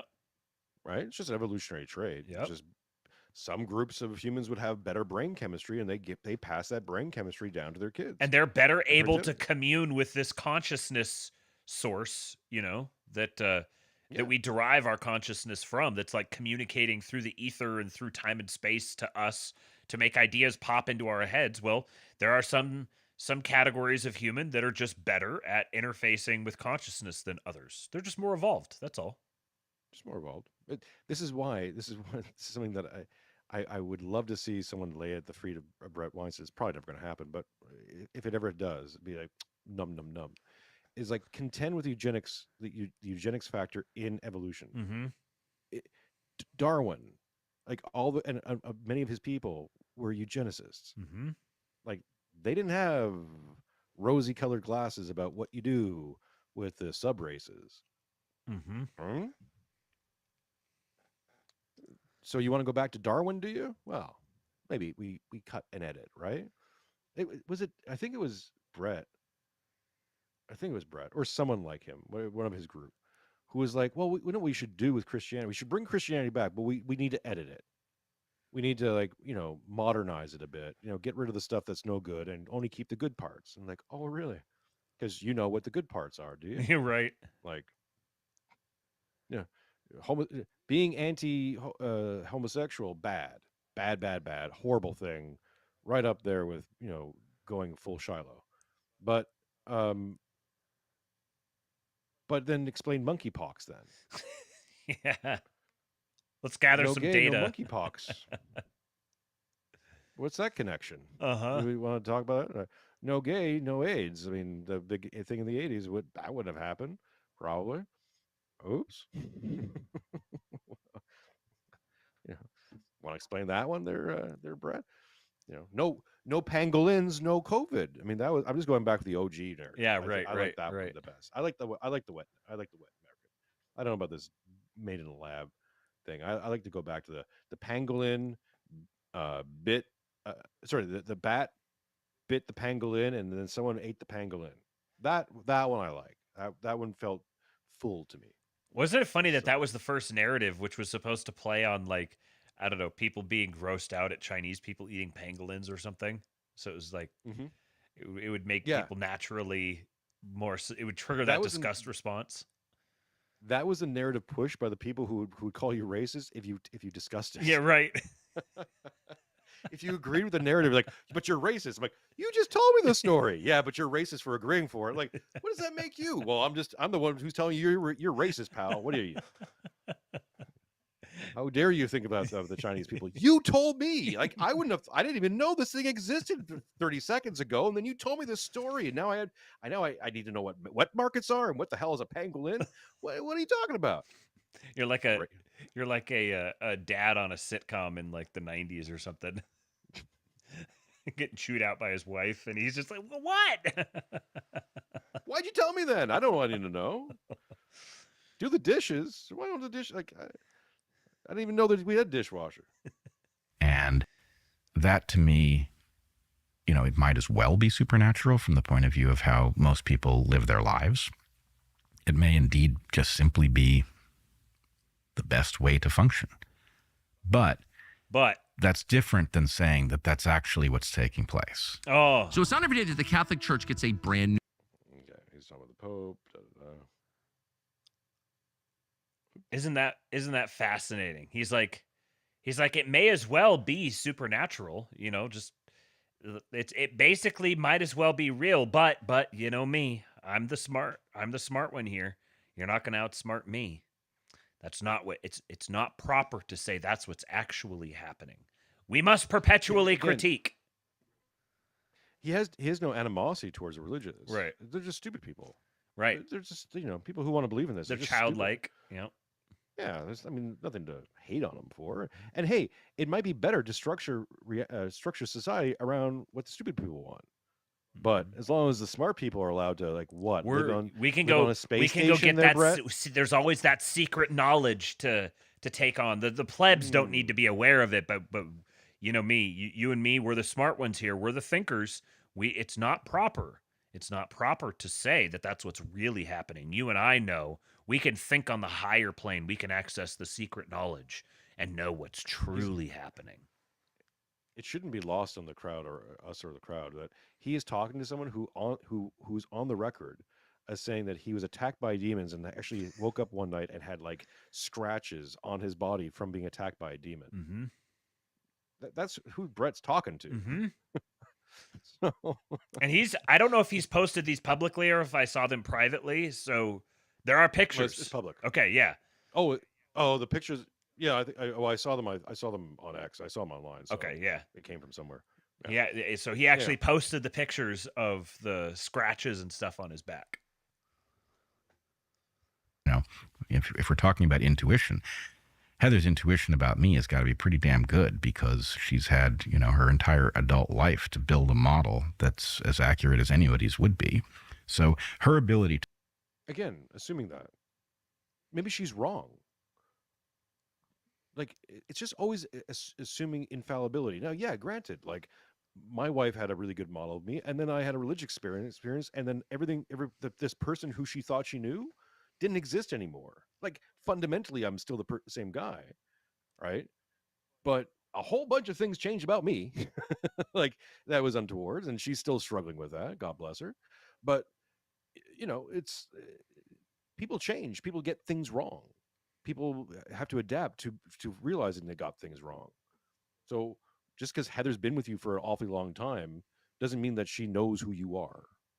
There's no good reason to assume that. There's no good reason to assume that you know who the hell you are, by the way. Latent in all of this is the idea that the more data you have, the more experience that you have, the more time goes by, the more you know. But these things don't necessarily go hand in hand. Yeah. This is like the biblical injunctions about the wisdom of children is like it is very, very pertinent here, because a child won't ask these sorts of questions. It takes a particularly cultivated adult mind to exercise this type of relentless navel gazing skepticism, and it's all born out of this, like, it's death and security and morphing into like subliminal self-worship. It's also probably, and I'm just going to make an assumption here. Brett probably grew up in a household that was very rewarding of their achievements and ideas, and very supportive. And like, yes, you're right. You're so smart. You're so brilliant. Right? It's good practice, by the way, for all parents out there, to tell your kid when they're wrong. They're fucking wrong. Yep, call your Right? kid a retard on a regular basis. Yeah, tell them a dumb shit sometimes. It's okay. Like they'll deal with it, right? Like, choose your language appropriate to your child, whatever. But don't let them get away with dumb shit. Yeah. Because then you get this. You get, labradoodle talking nonsense. One of the great things that Jordan Peterson said was, "Don't let your children do anything that makes you hate them." Right. Yeah.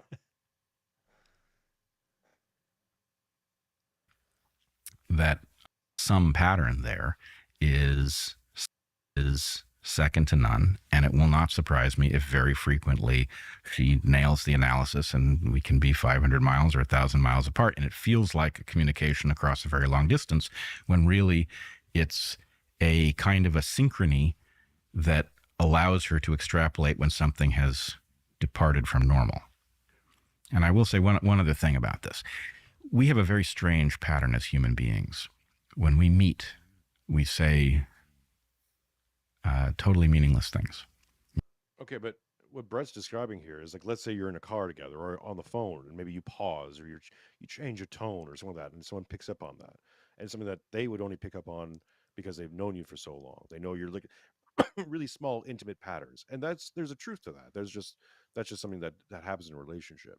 What he can't contend with is how someone can have a dream about somebody in distress, right? Hear their voice, or someone calling out to them in the middle of the night when they're, haven't spoken to them in years, or don't know they're in trouble, or trouble hasn't even happened yet.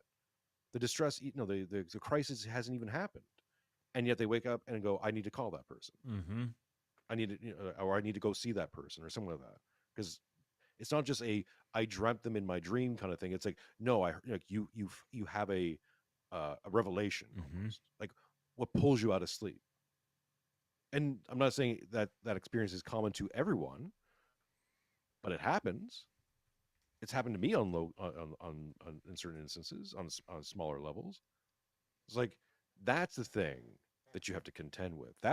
There's your supernatural, not just like I was on the phone with my wife and she, paused when I said "How are you" a little bit too long, and I discerned that she maybe wasn't something, something was up. It's like it's a little bit different than that. There's a friend of mine who had he was working as a firefighter, and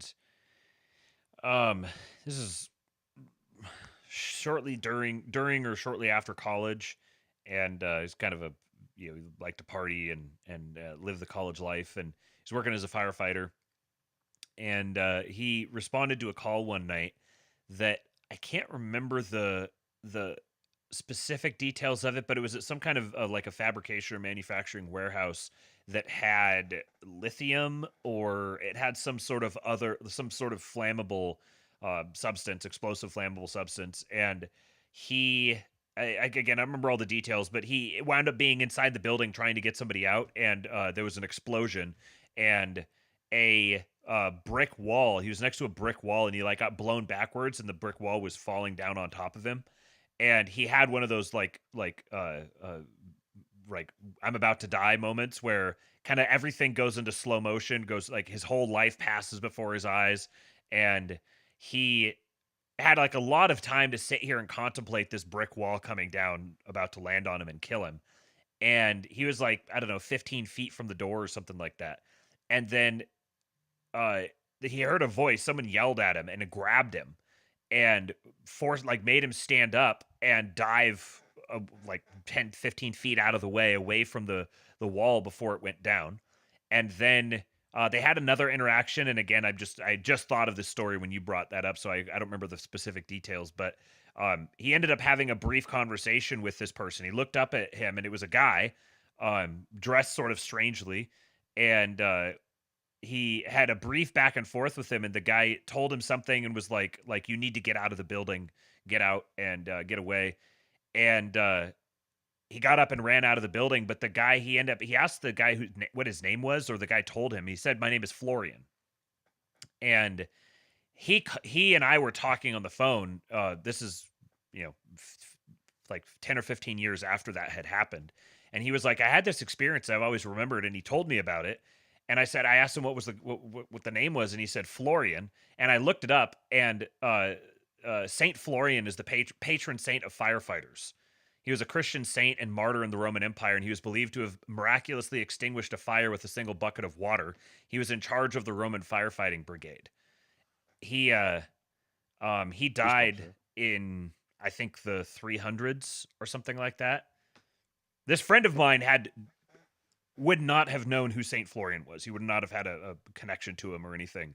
But he was a firefighter and had that experience, and he said it stuck with him ever since. But he personally was talking to a flesh and blood person who grabbed him and physically moved him and identified himself as Saint Florian. 1700 died 1700 something years ago. Now, to give the secularists their due on this, right? Because I'm just trying to occupy that frame from my life. Mm-hmm. The rebuttal to that is like, okay, so you're saying that this guy saves firefighters, but if firefighters die, then where was this saint? Right? Would be the constant rebuttal. It's like, I'm curious to hear your answer, Matt, but mine would be more like, yeah, the fact that it doesn't happen all the time doesn't disclude that it happens. Exactly. Yeah, I would just say, so he saves some, it doesn't save others. I don't know. That doesn't mean it doesn't happen. Right. It doesn't happen apparently on the terms that make sense to you, and that, not you, but to the hypothetical interlocutor here. It doesn't make sense to you that he would save some and not save others. And of course, if you are your own highest authority, then if it doesn't make sense to you, well, then obviously it can't exist, because the only things that exist are the things that make sense to you. Right. And that's, again, that's the failure of let's say the narrative mind is not just to want to know everything, but assume that they can know everything. And if something doesn't fit into a certain narrative, it therefore can't be true. Right. So let's just say, like, we say, well, if why didn't he save Bob, the other firefighter who died in a similar fire? Right. It's like, okay, but you don't know the entirety of Bob Mm-hmm. and what all the ramifications of Bob is, living or dead. Right. So the idea of having a mind that can count all the hairs on your head with absolute, just know them, doesn't even count them, just knows them. Right. Mm-hmm. This is oftentimes the question of, like, why do children die? Why child leukemia? And I don't have an answer for that, but I wouldn't even try to posit one. But what I do know is that what I do know is what I don't know, and that's, I don't know the mind of God. And if we attribute it to God, then you might think that's oppressive, but that's your way of dealing with it. Is that putting your child, let's say your dead child in this example, into a good place for a good reason, is a way to deal with that suffering. Mm-hmm. Without it, what do you have?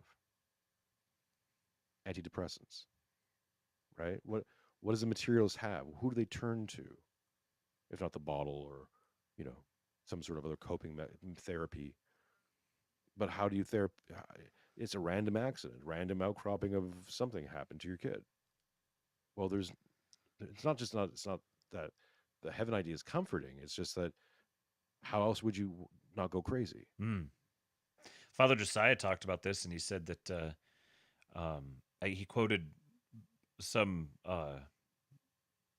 some church father. I can't remember who it was, but when he was talking about this, and he said that that most it's hard to tell a grieving parent this, but you can kind of more understand it if you're a little far removed from it.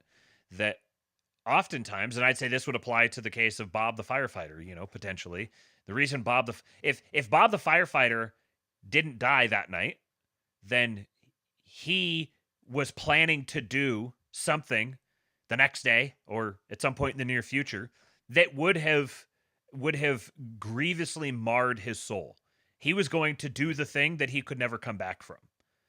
And him dying before he was able to do that is actually what saved his soul. He was not put in a position where he would have made the fatal error where he would have forever damned himself. The same thing, so similar with the children who die young.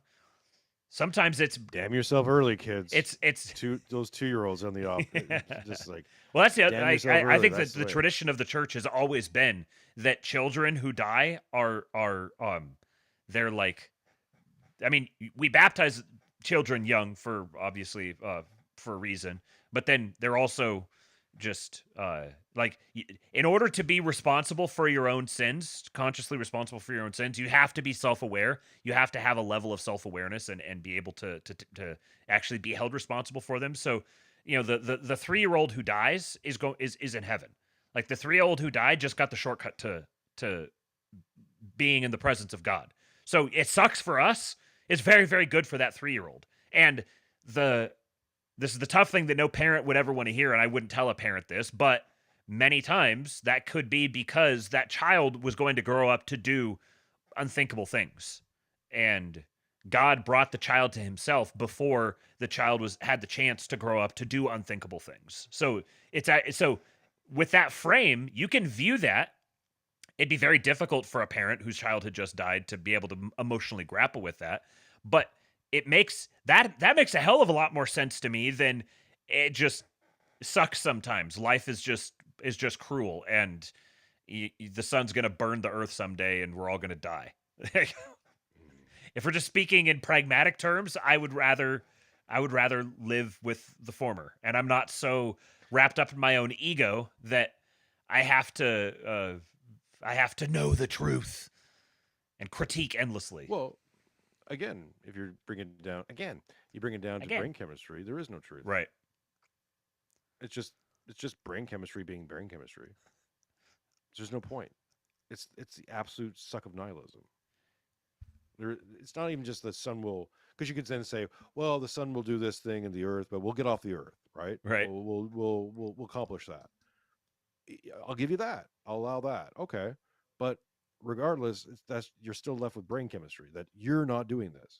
There's no you. Kind of kicks the balls in individuals too, right? You're not an individual. You're just a function of brain chemistry. What some guy, some dipshit, one of the debate scenes. How do you define it? He's like, we're like a jellyfish organ housed in a bone exoskeleton surrounded by a meat suit or something like that.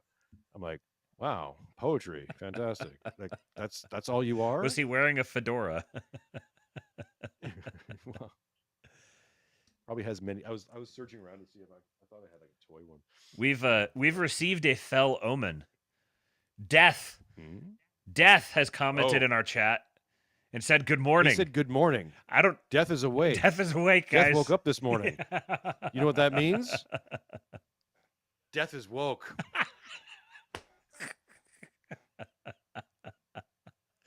think we should end it there. That does. I wish I had a badump to play for you for that. I need to get a soundboard. Is Tucker still on your screen? Because that's the perfect. Like I want to screenshot that. That's so perfect. He's just like staring at him. He's like, he caption it with "really nigga."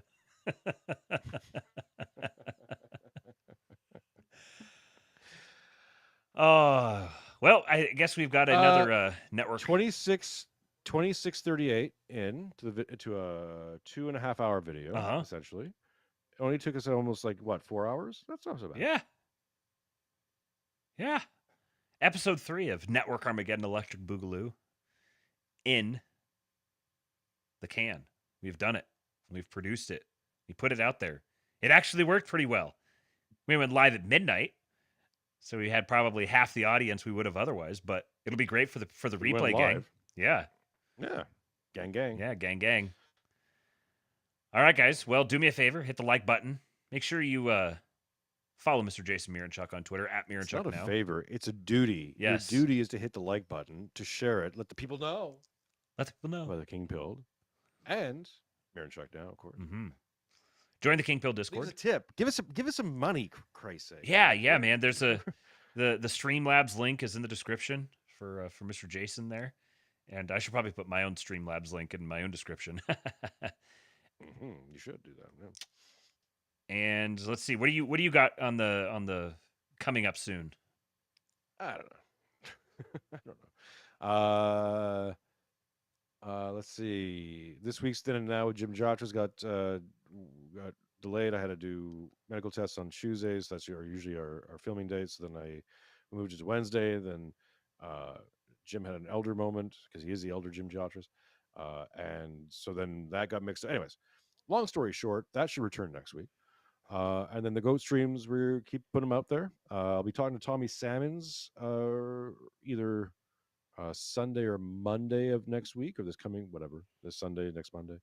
So that's something to look out for. Who else? What else? I'm trying to think. Next week on Thursday night, there will be another Network Armageddon Electric Boogaloo. This is true. Yeah, we'll be doing another one. Hopefully not at midnight, but who knows? Mm-hmm. Knock on wood. Yeah. Oh wait, am I knocking on the table? I am the table. That's for Phil Gibson out there. So. All right, you guys. Thank you so much for showing up. Make sure you hit the like button on the way out. Remember, it's your duty. It's your responsibility. And also, King Pill Substack. You go subscribe over there. It's free. There's a paid option if you'd like to hit that, but it is free to subscribe, and that'll be the backup in case YouTube ever goes down. And that's also how I get it out to all the podcatchers. So if you're listening on your podcatcher of choice, do me a favor and no, not do me a favor. Do your duty. Leave me a 5-star rating and review. And responsibilities. Absolutely. And EWBSX the Cyberbully, the app is out there in the app stores. Go download it. Go listen. Enjoy it. Follow at EWBSX the EWBSX Cyberbully on Twitter. At EWBSX Cyberbully on Twitter. And we don't have an outro song. I didn't upload the Hulk source in here, so we're just gonna have to just end it really awkwardly.